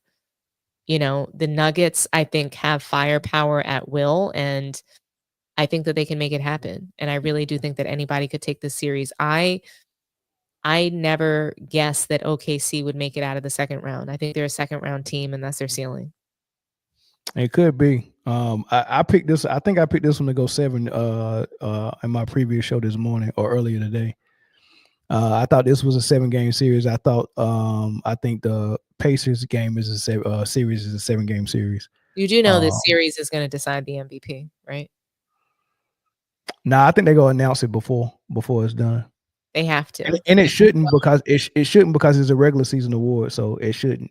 Oh, we know what it is. We know what it is. We just know that they changed we don't know how the media is going to vote at will.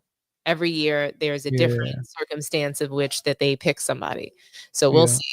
But it's just interesting. The votes might be in though, Dom.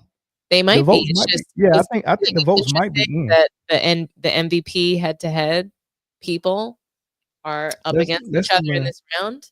So what if SGA wins MVP, which I suspect that he will and he should, if they lose this series, you know what's going to happen. Oh, I mean, of course. If they can't lose it. First and foremost, an MVP, especially when it was a race where someone feels like, well, there's enough people that feels like the runner up should have got it, like the year that Embiid won it, and people felt like Jokic should have got it. There's nothing that you can do except win the finals, because if you lose anywhere in the playoffs, they're going to say, see, he didn't deserve the MVP. It's true. You know what I mean? So even if Jokic is long gone and at home. Hold on, January, February, March. What we in right now? May? Yeah. Okay, yeah. So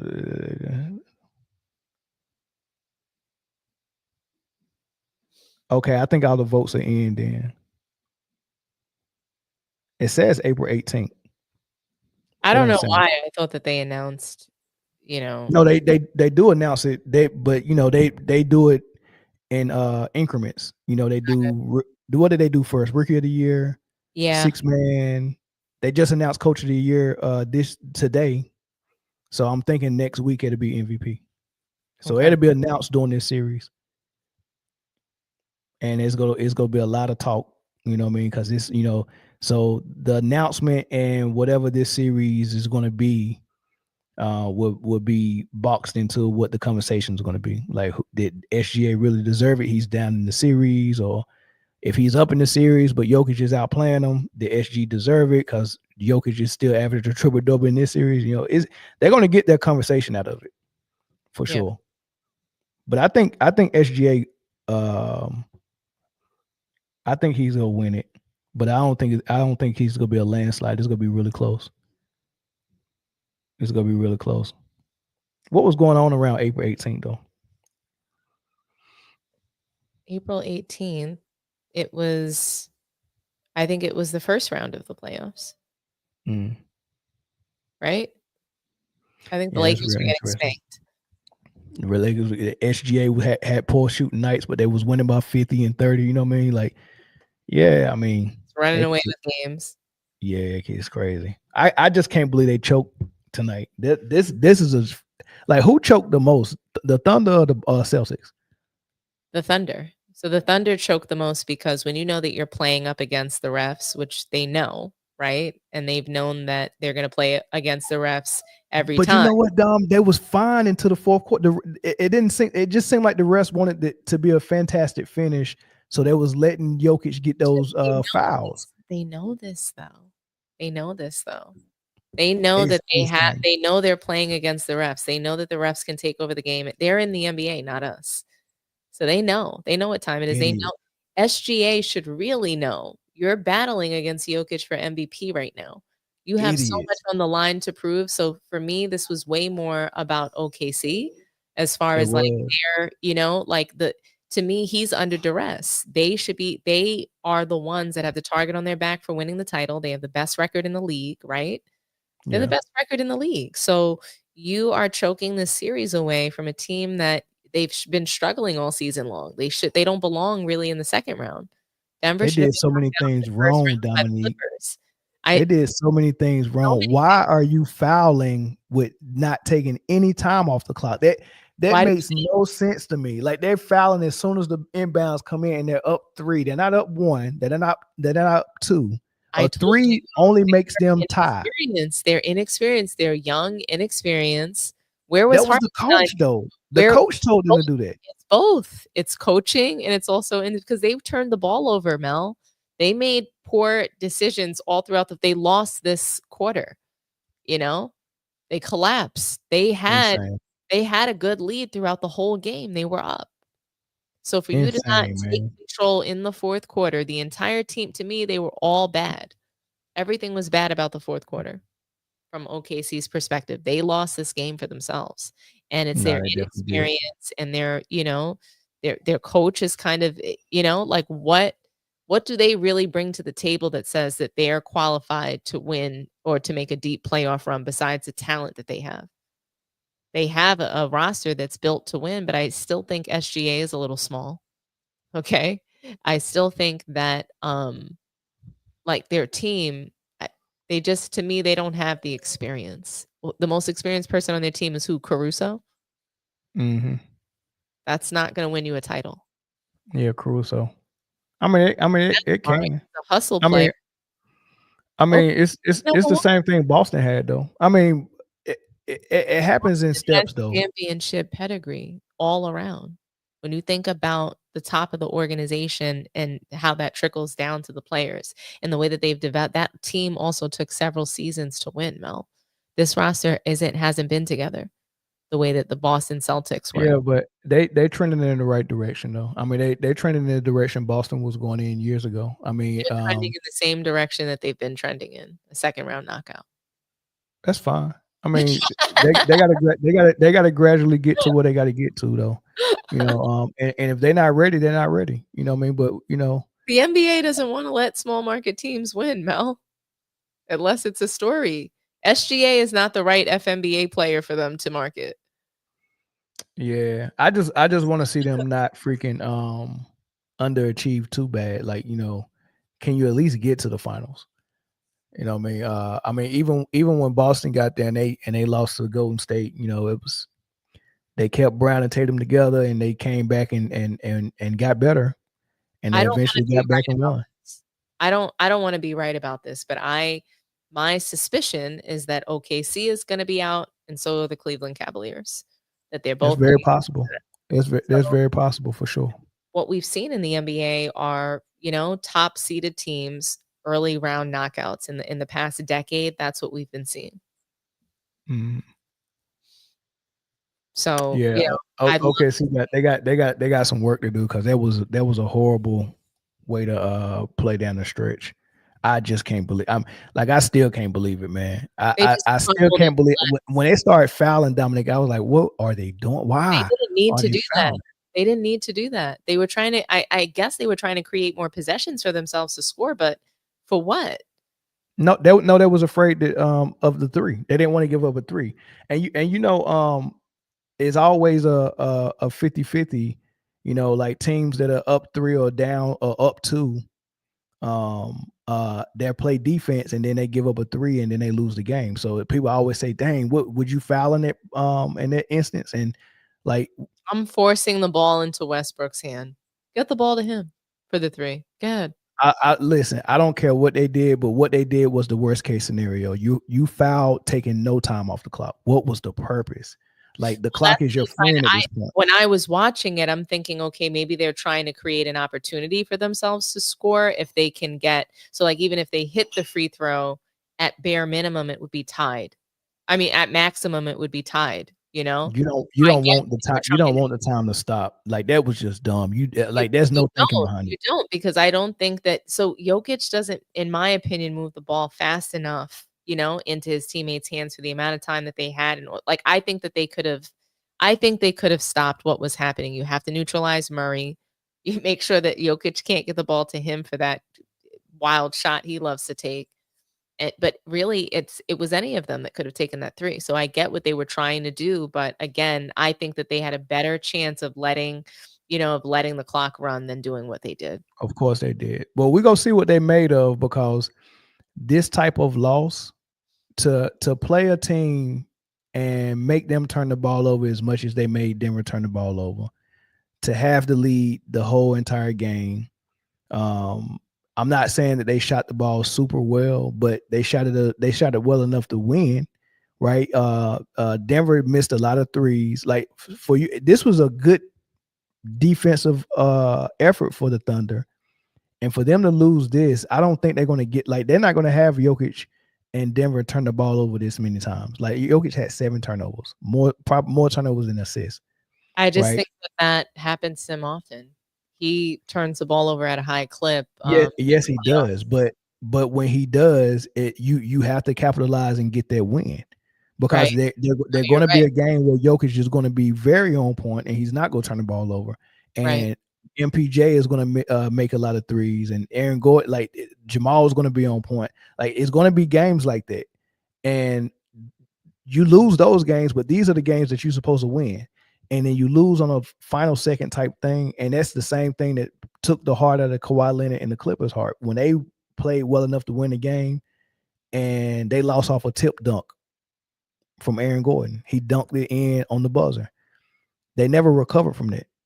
You know what I mean? They did get a win after that, but that win was theirs. They probably never will go to a game 7 if they get that win. That changed the series. And I think this changed the series for OKC and Denver, unless OKC comes and shows some type of strength and resiliency and really get a convincing win in game 2, because this could have been the series right here. Yeah. I do believe that. They're going to have to tighten up that coaching. Yeah. That was a super chat that came in a long time ago. Last 5 minutes, Joker had 13, Gordon had 5. Yeah, Jokic, and out of that 13, 8 of them probably was free throws. So I mean, 8 of them was probably free throws. He hit a 3, but a lot of free throws. I mean, they was walking him to the free throw line. So yeah, Steve Kerr and Ellen DeGeneres in the same place. They might be the same people. You might be right. You might be right. What else you see from this game, and what you think will happen in game 2? I think that, like I said, I saw Jokic get really tired.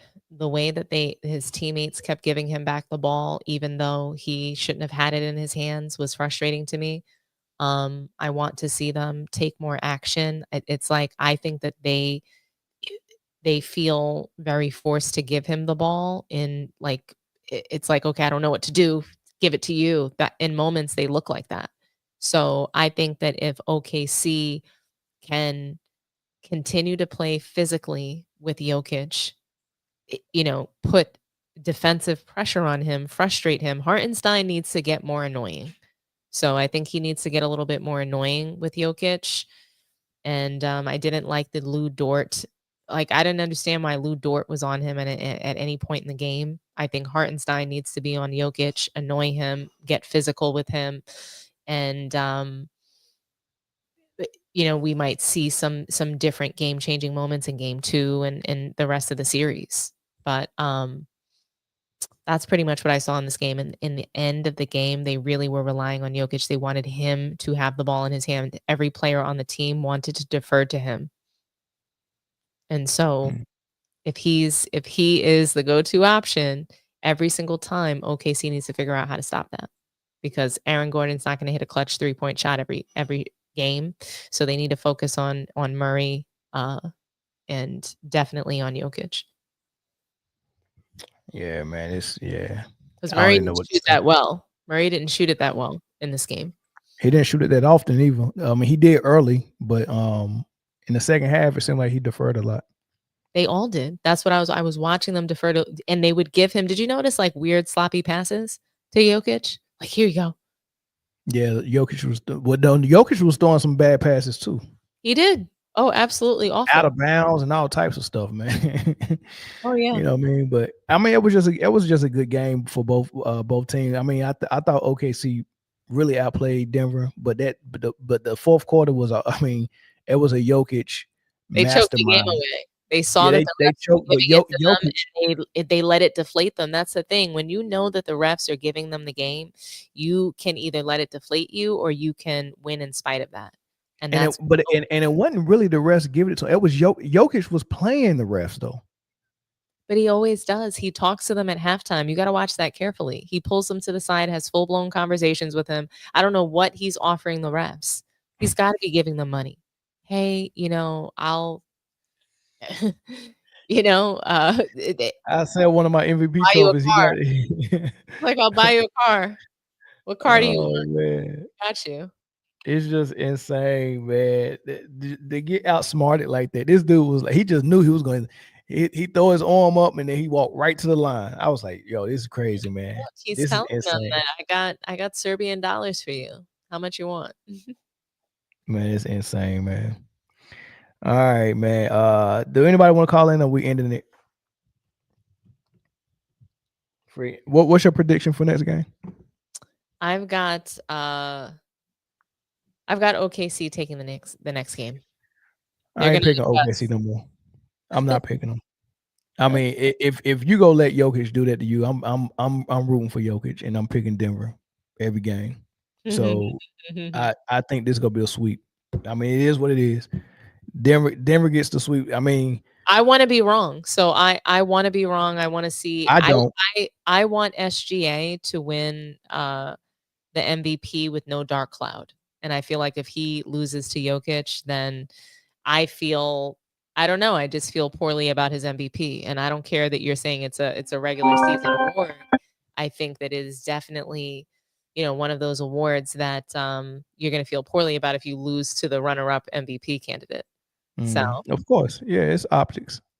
Thanks for calling. Talk to us nice. Hello? Oh, whoops. Hey. Can you hear me? Talk to us nice. Are you there? Yeah, can you hear me? I can. What's going on, Funky Town? Nothing much. What's going on, Mel? What's going on, Don? What's up, big dog? I just wanted to say that you live by the three, you die by the three. And these jokers are throughout the league are trying to prove that fact over and over again.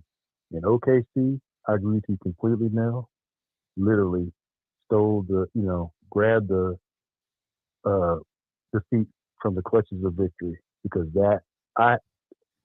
you got to do like so many unfortunate things in order to have that happen with what they had to as close as they were to victory. It was so ridiculous. I was like, come on now, you can't be this stupid. You fouling people instead of running the clock out. And your dude Holgram is a buster. It just needs to be said. He's just like doggone Tatum. He's weak in all the wrong places. And that's my I mean, I'm just so upset right now. I'm still trying to think about, like, how did you do that? How did you possibly do that? Because it was insane, man. Well.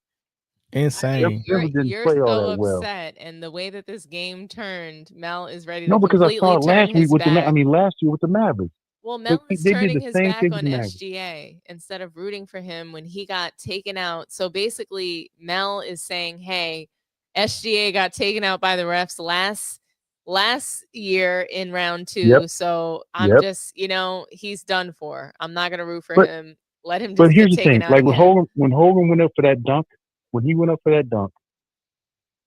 which, like, as big as his ass is, as tall as he is, he should have hit the dunk. That's number one. But he got Luka underneath. I'm sorry, he got Jokic underneath him, and he slides off, and then he misses the dunk. The dude's got 5 fouls. He was moving. You were gonna foul him out if you just gone right through him. You're going right either way. You're going to the line, but he's getting his 6th foul. But they stopped and said, nope, We're just gonna we're gonna play soft. We're gonna call the Charmin Brigade. We're gonna play soft now, and they played the quicker picker upper and march to the line, and then you got no idea what you're gonna do on your you giving up all your timeouts. You haven't. I'm sorry. The coach needs to be. You can't fire him. It's too late. But I mean, it's just. I like it. Ooh, not even JJ did some stuff like that, and I can't stand his ass. No, I think I wouldn't fire the coach, Jeff, but I really do think we should bring back caning. I think he should be caned right after the press game conference. Thank you. Yeah, he should be he should be tied up and he should get 50 lashes straight across up. his back, like they do in Singapore with a big ass 12 foot cane. Facts. Wear his behind out. Like, yeah, I mean that was just dumb. To be a head coach. Like as soon as I would have came in that timeout and he said, "Hey, we're fouling," as soon as they touch the ball, I would have been like, "Nah, we're not doing it. Nah, the hell nah." Especially not in the back court. Why am I fouling in the back court? I want this clock to run out. I'm not fouling. I'm sorry. I'm not fouling. They're gonna have to hit that three for the only way they're gonna stop. The only way they're stopping this clock is if they're fouling us, because we're going aggressively to the basket.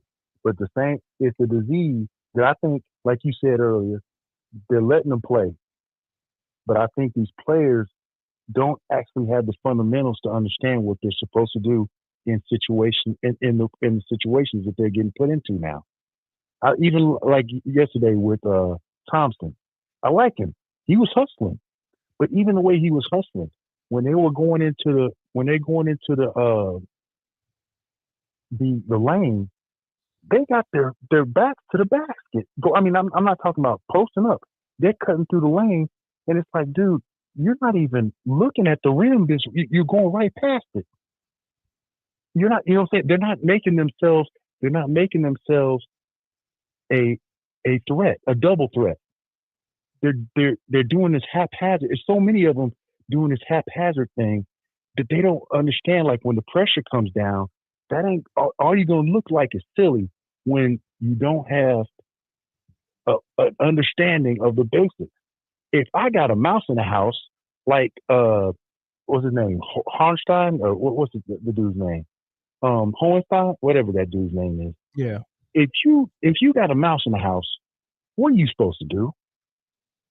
You're supposed. You got to expose it. Yeah, you got to expose them. And you're supposed to expose them. They're either going to foul you, or you're going to get an and one, or whatever. Or you're going to score.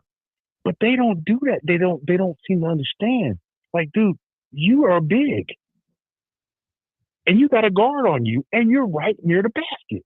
And instead of turning and a drop step, whatever, they can't even do that in a timely manner.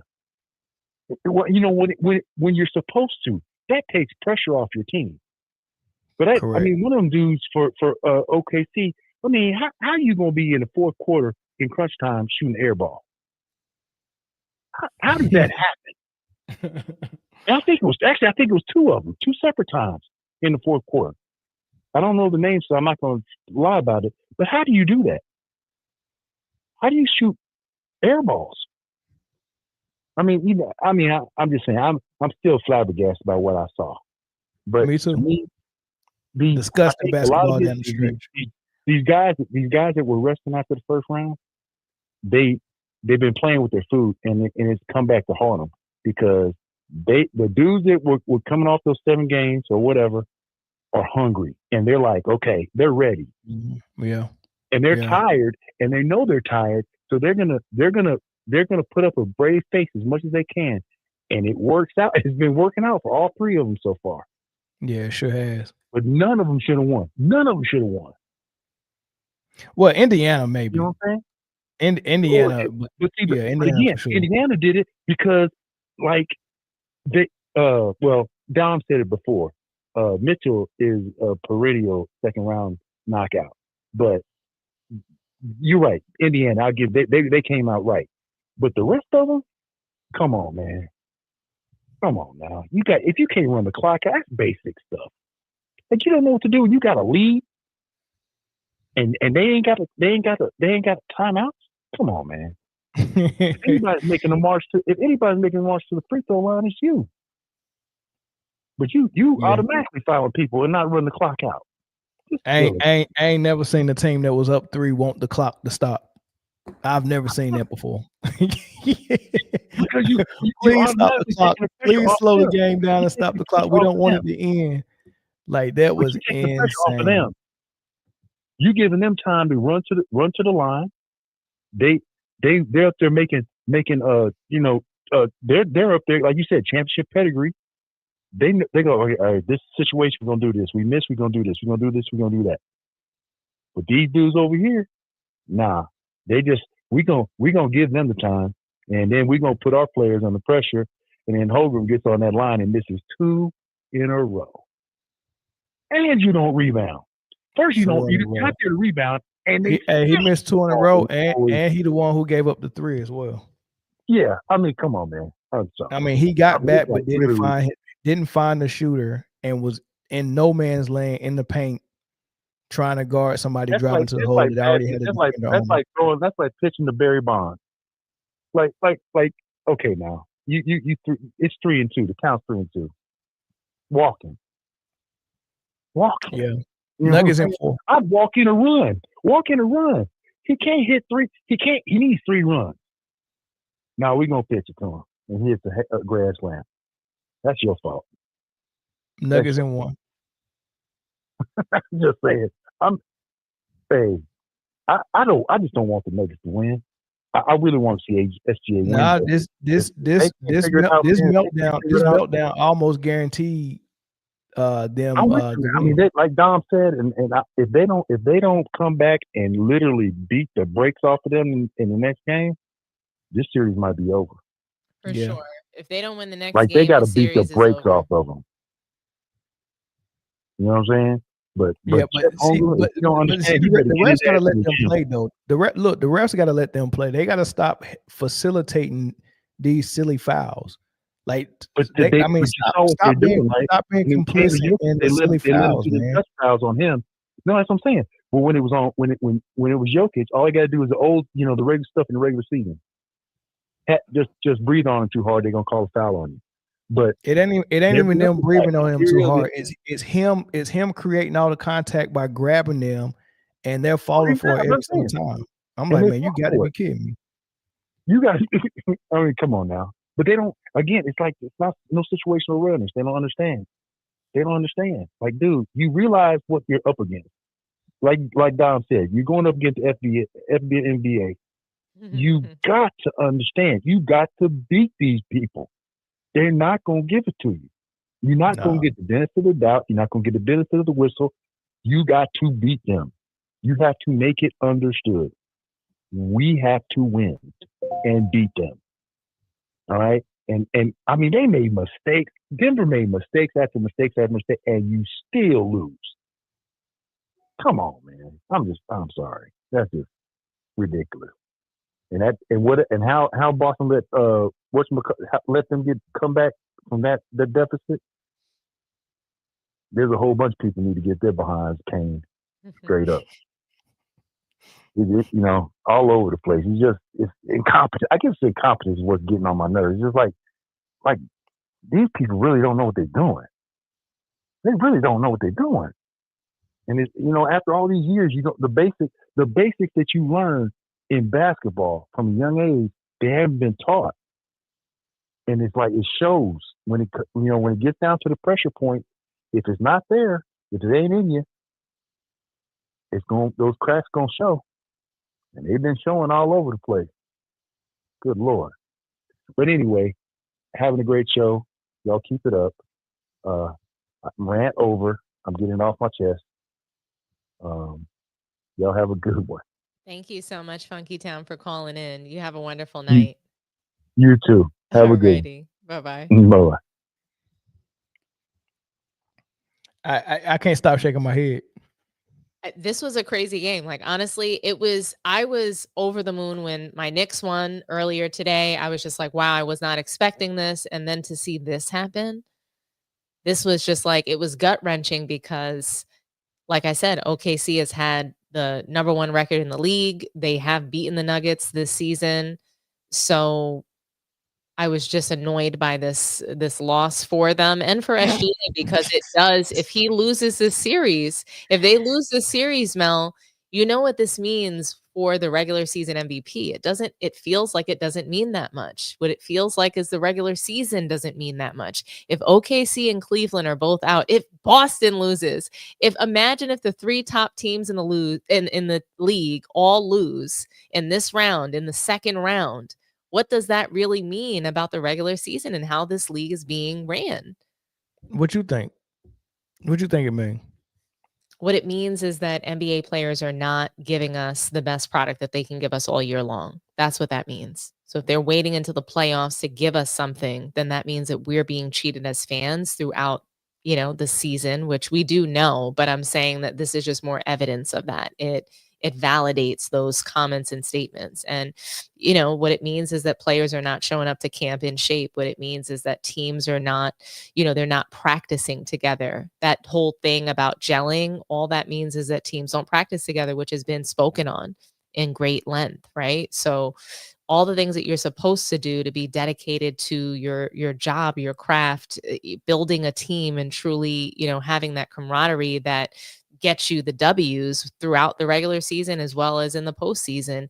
Those things are all going to be sort of, lacking because. So it's another fact. It's another part of that equation, though. All right, so if there's a difference between regular season and playoffs, right, and people who get the awards in the regular season and teams who get the most wins in the regular season, why aren't they advancing?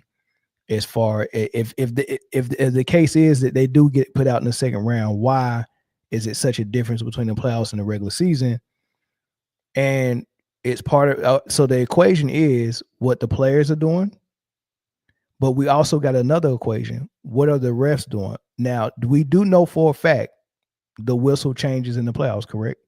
So you're saying that it's 2 different leagues. So you're saying that the NBA is creating a different environment for players in the regular season that allows certain teams to shine and be regular season sort of bandits. And then come postseason, they're looking for certain teams to probably compete. And so they change the whistle in order to make sure that we're seeing a different kind of basketball. So there's 2 different environments that the NBA is creating, which creates this. But to me, good teams, it doesn't matter what they're being given by the refs, is what I'm trying to say. Like Dawn Staley and South Carolina team knew that they needed to blow out Caitlin Clark. They really needed to beat them by 20, 30 points just to have a 10-point advantage. So you go into these things knowing what you have to do. You go into the playoffs knowing that there's going to be a different whistle. They're going to be either allowed to play more physically, or you're not going to be allowed to touch a particular team. And you learn that very early on. And you know that headed into whichever series you're playing. If you're playing against Jokic, you know he's going to have the refs. You're playing against LeBron and the Lakers, you know they're going to have that home cooking, and you've got to blow them out in spite of it. So teams need to come in ready. I don't really want to hear that excuse anymore. It's not an excuse. It's a question. So we do know that part of the equation, because you're saying if we're saying something different in the playoffs, then it means X, Y, Z. The players are not doing this. The players are not giving us their best product. But we know for a fact that the NBA purposely changed the officiating in the playoffs. So if the outcome is one thing in the playoffs, and part of the equation is that we know that's a variable that changes is the whistle, then it kind of points to the results being kind of proportional to what the whistle is. If it's 2 different basketball styles, then one is going to be more conducive to winning for one type of team than the other, right? So if it's a linear whistle, the same team that benefits from that is not going to be the same team that's going to benefit from a whistle that's not linear. It should be, though. So if you're a good team, it's 2 different games, though. You can play through the whistle. So if you can play through physical contact, then you should be able to play through less. And that's the argument that people say as to, why players from the past would be better today, because they didn't have the benefit of having a whistle every second. So now, to me, if you're the best team, you should be able to thrive in both environments. If you are a LeBron James and you need the whistle. And I agree with that part, but I'm not on that. I'm just on the first part of you saying that what we're seeing in the playoffs, if a team like Cleveland, OKC, or Boston don't advance, I'm not saying they're not going to advance. I'm just saying if that happens, your hypothesis is that means they're not giving us their best shot in the regular season. And I'm saying that there is a different factor. Not the best teams. I'm saying the league as a whole. So like the teams that were in 8th seed, what were you doing all season long? You were shitting the bed. You didn't have your shit together is what I'm saying. Like as a team, like those teams that take longer to like get it together, like Timberwolves, for instance, if they go to the Western Conference Finals, what that says to me is they took the season off to get themselves together for this postseason, which I don't appreciate or like. That's cheating the game. Oh, that's a tough conclusion to come to, though, Dom. I don't know. That's tough. I don't think it's a tough conclusion at all when Anthony Edwards said, F you guys, I'm going to shoot all the threes that I want all season long. I don't want to get beat up in the paint. That's not, to me, these things are clear. There's so much evidence to what I'm saying. To me, it's so very clear when you see the Boston Celtics having a 3-point contest the entire season long, cheating us out of good basketball. They weren't playing like this last season. They were giving us a great product. And this season, they try to turn around and just only shoot threes because they could and F the fans. So I'm just telling you what it looks like to me as a basketball fan, somebody that loves the game as a spectator. And you know what we get. So when we see when we see teams that are playing totally different because it's the postseason and beating these teams that were looking like the best thing since sliced bread, but they really weren't. It was fake news because so and so just took the season off. I don't know. That's tough. That's tough. That's a tough one for me, Don. The Warriors took the season off. Okay? The Warriors got a stimulus package at the trade deadline. I'm just trying to say all I'm saying is imagine looking like a goddamn G League team. Then all of a sudden you get Jimmy Butler and poof, we can play now. Yeah, I mean, it was a stimulus package. Draymond It was Green a stimulus package. Draymond Two teams got stimulus packages at the trade deadline, Lakers and Warriors. Draymond Green is shooting and making threes. Okay, all season long, he was giving me nothing, zeros. So that's all I'm saying. When teams and players decide to play their best basketball in the postseason only, they are cheating the fans. That's exactly what they're doing. That's tough, man. Dang, Dominique, that's tough. Like, sheesh. It's just the truth. It's just the truth. We used to, growing up, I used to see players play like it was the finals in those games. Like I couldn't tell. As a kid, I couldn't tell that this was a regular season game versus. No, we know. We know. No, we know 90s and early 2000s was a totally different thing. Yeah, we know those players was a little bit more turned up all season long. Now we know that by the fact that they played 82 games as much as they could, right? I mean, so that's not even a comparison. But no, I'm just saying using the playoffs, and if a team like Cleveland gets put out in the second round, then the conclusion is what the conclusion is you came up with.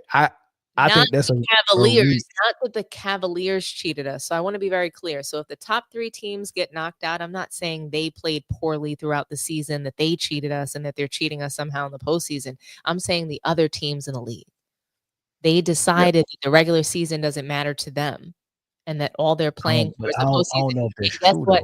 I do know it's true because LeBron James for Indiana. And so if Indiana puts out Cleveland, I don't think Indiana was a team that was cheating the fans of a bad product in the regular season. That team really came out slow out the gates. Tyrese Halliburton just didn't have his stuff at the beginning of the season. That team got better in the second half. What was Tyrese Halliburton doing? He was podcasting with Obama. He wasn't focused. No, he was not focused. No, that's a fact. That's a fact. They need to stop doing that. He played like complete dog shit to open the season, Mel. He did.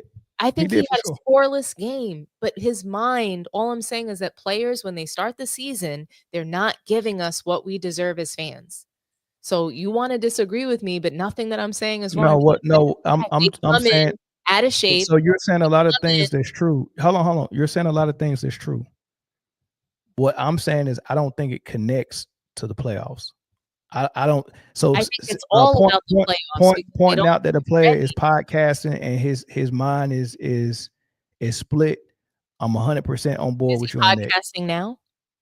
I'm 100% on board He with you on the podcasted podcasting during thing. the regular Well, season. hold on. Let me say this. Saying, I'm like, look at the 100% on board with behavior, you what they do. on the podcasting. That shouldn't be happening. So, players coming in out of shape like Luka, I'm 100% on board with you on that. But the connection I don't make is that if they're playing better in the playoffs or toward the end of the season than they did at the beginning, that they cheated us. I don't make that connection. So you don't think that not coming in prepared for your job is part of cheating the fans? I said that I agree with you on that. I don't make the connection to the playoffs though. But how? If you decide to play well in the playoffs, but not when you start your job. So at the start of the It's not a season, decision. It's not a decision. So then what is it? It's a coincidence? Because I No, don't I'm not believe saying in it's a those. coincidence. I don't believe in coincidences for Tyrese. I don't think it's related. Let's go down the list though, because we can go down the list of the teams that could potentially upset and take a look at how they were playing during the regular season to now, and the fact that LeBron James came out on Mind the Game podcast with Steve Nash saying, I'm not here to shit on the regular season, but it's just what we play. We don't play for we're playing for the postseason. We don't care about the regular season. This has been said. So to me, there is that general mindset, and it starts probably with the face of the league, LeBron James, and then trickles to all these other players. Why do they not play well for the All-Star game? They don't care. They don't care about anything except what they believe is going to have the magnifying glass. Anything that involves an award, anything that involves a legacy-driven, situation. Legacy-driven situations are what drive the players today. Not showing up every day, giving their best on the floor for their fans. That is not part of the equation for them. It's right. legacy. Again, you're saying a bunch of true things. What I'm saying is I don't disagree with these true things that you're saying. What I'm saying is I don't make the connection to the playoffs. How can you not make the connection to the playoffs? Because this is the serious thing that they're holding up here, and they don't hold the regular season anywhere near that. So if they don't hold the regular season up here with the playoffs at all, if they think that the playoffs are up here, then how do you not see the connection that the regular season doesn't matter? You're saying that that's not, it's mutually exclusive from the playoffs, and I don't see how they're not both connected. Well, the first mistake we're making is that we're taking a specific comment by one person. Not by one person, multiple. Did you watch the Starting Five documentary? Hold on. So you're bunching a whole bunch of people into one thing and then connecting it to a team performing well in the playoffs and performing better in the playoffs. Because quite naturally, all the teams that are doing hold on. Quite naturally, your performance with any team is going to be better down the stretch than it is going to be on day one when you come in. It's a such thing as team building. Like when you come together, you have to build chemistry. You have to build a camaraderie with the team, and you have to build a winning formula. It takes time. That's why it's a marathon. That's why it's an 82-game season. It's a marathon. The best teams pick up steam and start performing their best after the All-Star break. That happens naturally. It don't matter if it's the 90s, 2000s. It don't happen if it's right now. Hold on, Dom. It don't happen if it's right now. So we're going to if you take all of those things out that you said that are true, naturally this will happen. A team will come in. Every team is not going to be firing on all cylinders, but toward the end, you want to be playing your best ball. That's normal. There's nothing wrong with it. I disagree. The teams. We seen the Lakers come in with an out of shape Shaq every season, and he played his way into shape. It was a gradual thing. We seen people like Vlade. We seen people like Vlade Divac smoke all summer long and quit smoking at training camp. Like that's a real thing. I never heard any stories about Vlade Divac not practicing though. So for me, I never saw Vlade Divac have games where like golly, like I don't know. I'm not going to compare those guys to these guys because the work ethic was different. There were people that they can get drunk and go out and play games. There were Michael players Jordan got drunk and played games. So that's why I can't compare those guys to today, because these guys are showing up in a way that is noticeable to the fans, where it wasn't noticeable to me back then. If you narrow down the whole point that I'm trying to make is that just because a team plays better in the playoffs doesn't mean they dogged it all season. I didn't say that, though. I didn't say that. I'm saying that the top 3 teams, if they all lose, I think that we're being cheated as NBA fans as a whole. So I'm not saying I think we was being cheated by how the NBA is cheating us on how they was calling the regular season. That's who's cheating us the most. I just don't blame the refs. I don't. And largely it's not the refs, it's they're doing their job. It's the front office, it's Adam Silver. He controls that. I just think the NBA always has. I think they've always have been for the course of the NBA, since the NBA has been NBAing, they've done some iteration of this. And it is always what the house wins, right? Like the casino. So the NBA is going to win no matter what. So whatever it is they want every year is what they want. And how they're going to call these games is how they're going to call these games. With the NBA teams, they know. The ownerships know that there's a whole guideline of what they want, and that's pushed out to the players, and they know this. So they choose to show up the way that they show up, and they choose to give us the product that they're going to give us based on the parameters that have been provided to them. They understand the assignment, so they're giving us what they want. I agree.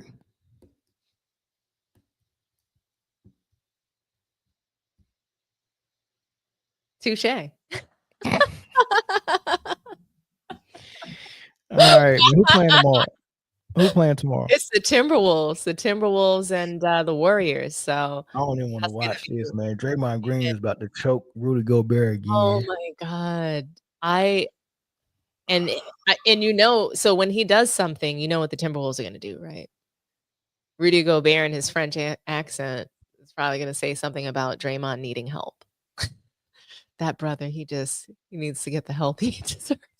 Bruh, whoever wrote this script for the NBA this season, y'all need to go back and rewrite this junk, man. Like, because if I get a Nuggets Warriors Western Conference Finals and the Indiana Pacers New York Eastern Conference Finals, just dog. Honestly, Halliburton, what the hell? He's got mad beef out here in these streets. Honestly, you know how many people want a piece of Halliburton? He talks so much trash, man. He talks so much trash. This is the reason why, and this happened in the military a lot, right? I hate the people that talk trash when you can look straight through them and tell that they didn't grow up like that. They're not like right? that. And they're talking trash in an environment where I can't put my hands on you without getting in a lot of trouble, right? So that's how the military was. That's how the father is. You see the father? Did you see the father? I don't know about the father, but I know good and well that son ain't been through no. He ain't been through no. Giannis, like the way Giannis was, head to head with him, all that shit he was talking, it turned to "I love you." If he was really like that, you telling Giannis "I love you"? Man? What would you do if a 7-footer had his forehead on your forehead? I don't even know. First of all, I wouldn't have been jumped. I would be petrified to even jump on the court. Family or no family, I'm not getting on that court shaking it, That adrenaline rush must have been crazy. I mean, for him to just run out there. Crazy adrenaline rush. I'm telling you, he was just like, I'm tired of this FNBA player stomping all over my son. Yo, this about to be a sick playoffs, man. I just can't believe that we about to get what, because they about to daggone do the Minnesota T-Wolves something dirty. I know. Golly. I know. I just hope that like Draymond doesn't do anything to Ant-Man. He ain't gonna do nothing to Ant-Man. It's gonna be Gobert. He go test Gobert from the first quarter. I guarantee you him and Gobert get into it because Steve Kerr is going to play that small lineup. Steve Kerr is going to play that small lineup.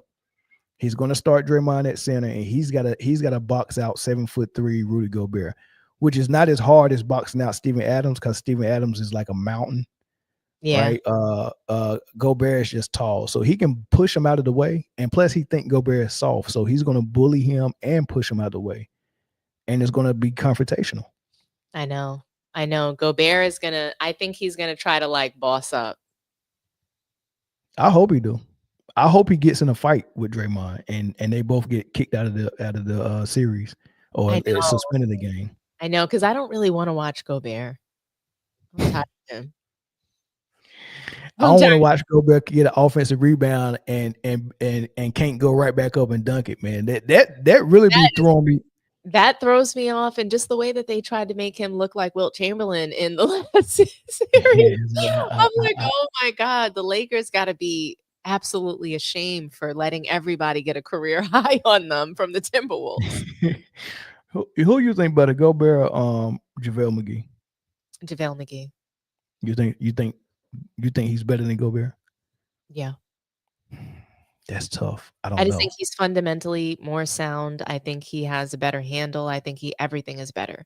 I think that Rudy Gobert is better for sure. For sure. I mean, I think even defensively, I think I would have him. That's not a debate. So I would have him guarding Jokic before I would have Gobert. Okay, I give you that. In the post, Jokic is the best center in the league. So if I have JaVale McGee on him, that instantly makes him better than Gobert. JaVale McGee in the post or just everywhere? Anywhere. They both goofy as hell though. Like JaVale McGee goes for every pump fake, just like I don't know, Dominique. That's a debate. They are, but JaVale McGee won a title. Rudy Gobert has not. If Rudy Gobert was on that Golden State squad, he would have won a title too. Come on, Dominique. He would have won a title on that squad too. I mean, I don't know. I guess it's hard for me. You know where I have the FNBA players. You got to get that hate out your heart though, Dom. You got to get that hate out your heart. I don't hate anybody. You hate Karl Anthony Towns. Karl Anthony Towns, I appreciate him. He came to New York and he worked hard. What if he gets y'all to the finals as a co-star? He's not going to get anything.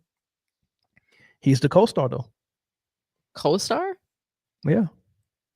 I don't know. I think Josh Hart is more of co-star. You don't believe that for real.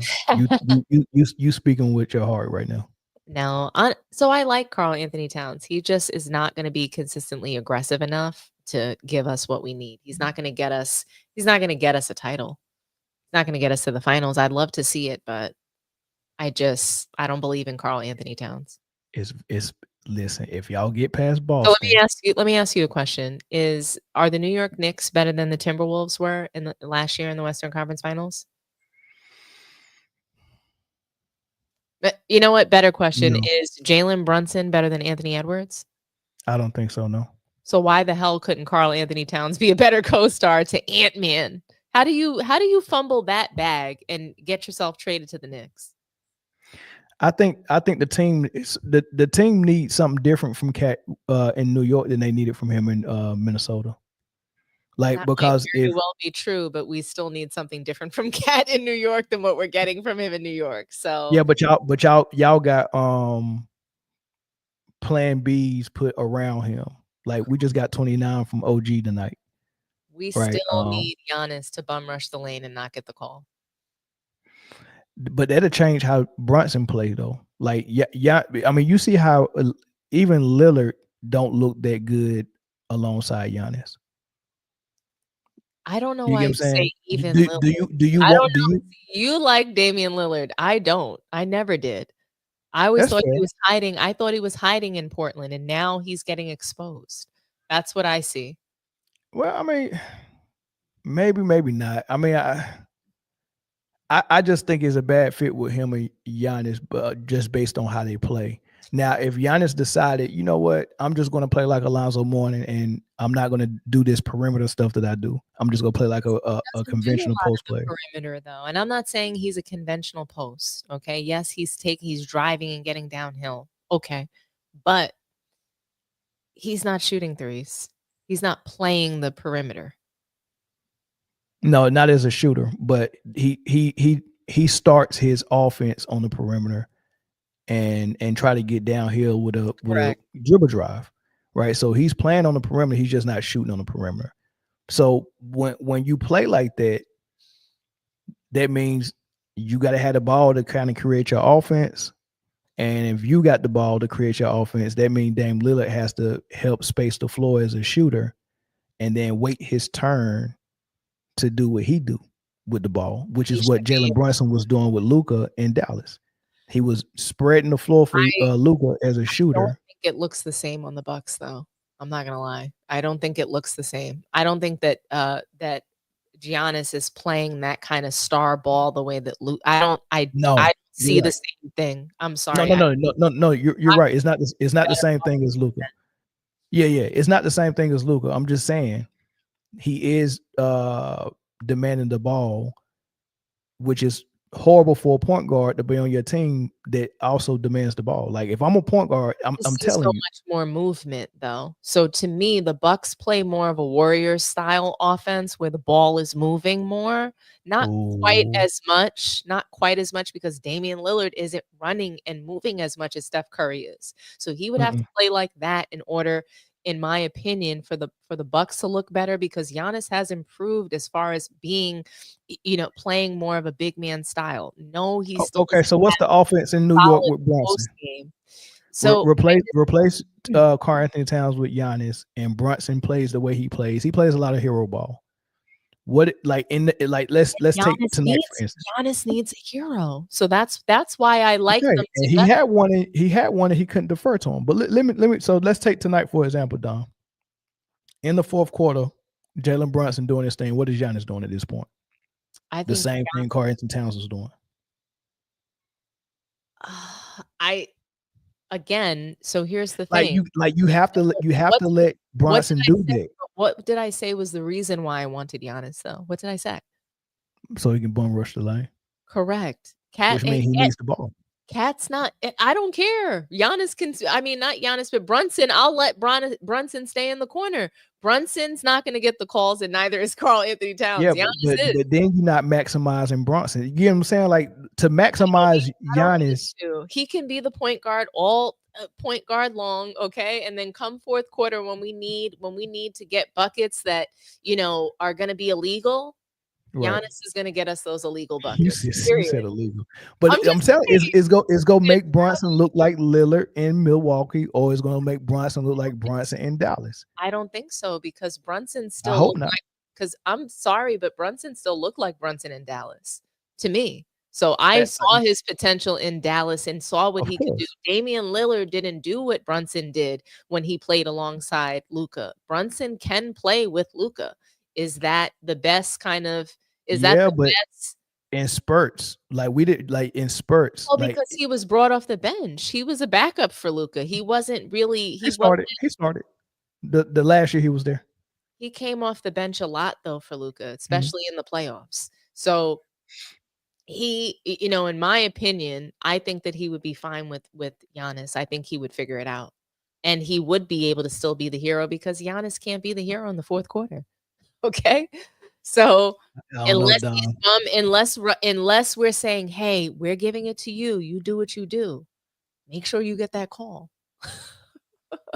Yeah, it's tough. It's a reason why Dame Lillard and Giannis can't figure it out. It's a reason. And I blame Dame Lillard. I predicted the reason why I think I'm close to being right on this, Dom, is because I predicted it would go that way for the same reasons I'm trying to express.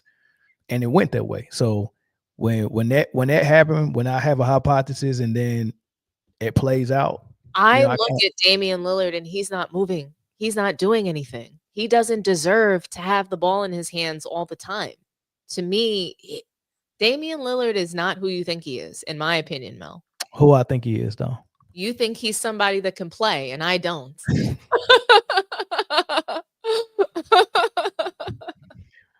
I think he's fake news. I think Damian. Where is he? Was he ranked at as a point guard when he was at his best?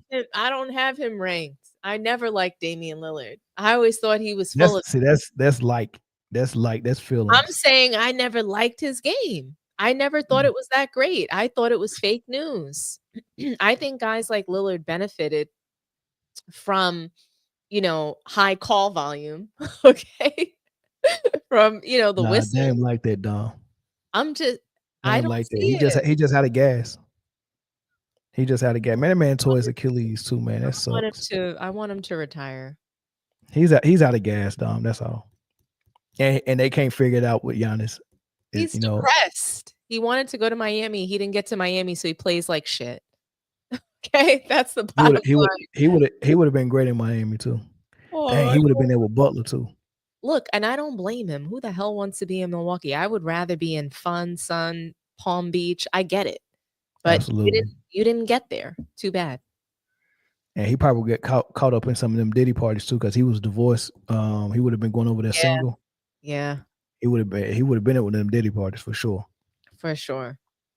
Ain't no party. Man. Like a Diddy party ain't. Or Josh Giddey party. Them Giddey parties supposed to be good too. That's what I heard. Yeah, I heard that too. All right, man. We doing this tomorrow or no? After the game. Oh, we'll see, right? We'll see, big dog. What time does the game come on? It's only one game tomorrow, right? Oh no, is Indiana playing? Yeah, Indiana and Cleveland. It's 2 games tomorrow, right? I'm here for it. Yeah, I'm with it. Let's do it. Hold on, let's see. Let me see tomorrow. Don, I'm still speechless though. I just can't believe. I can't believe that's how that happened. Okay, 4 p.m. Pacers, Cavs, 6:30 Warriors. So it's the same lineup as today. Pacers, Cavs, first game, last game at 6:30 Warriors, T-Wolves. Man, what else are we talking about before we end it? I'm talking about going to bed. I'm tired. This game, honestly, this was like a total this screwed with my mind because I wasn't expecting this at all. So I'm grateful. I'm grateful for this playoff. So I want to say thank you to the NBA gods because you have made this NBA playoff second round so much more exciting. We have something really, I'm really curious now how this is all going to go. I thought that I just knew it all. And now I feel like we have a series. We have a few series. God bless America. Right? All right, y'all. Thank y'all for all the call-ins and the super chats and the comments and the viewership. We'll see y'all again tomorrow night, post game, same time. Dominique, go try to give me a headache again tomorrow, y'all. But that's my little sister though. So, all right, peace out, y'all. Talk to me nice. Talk to me nicely. Have a good night.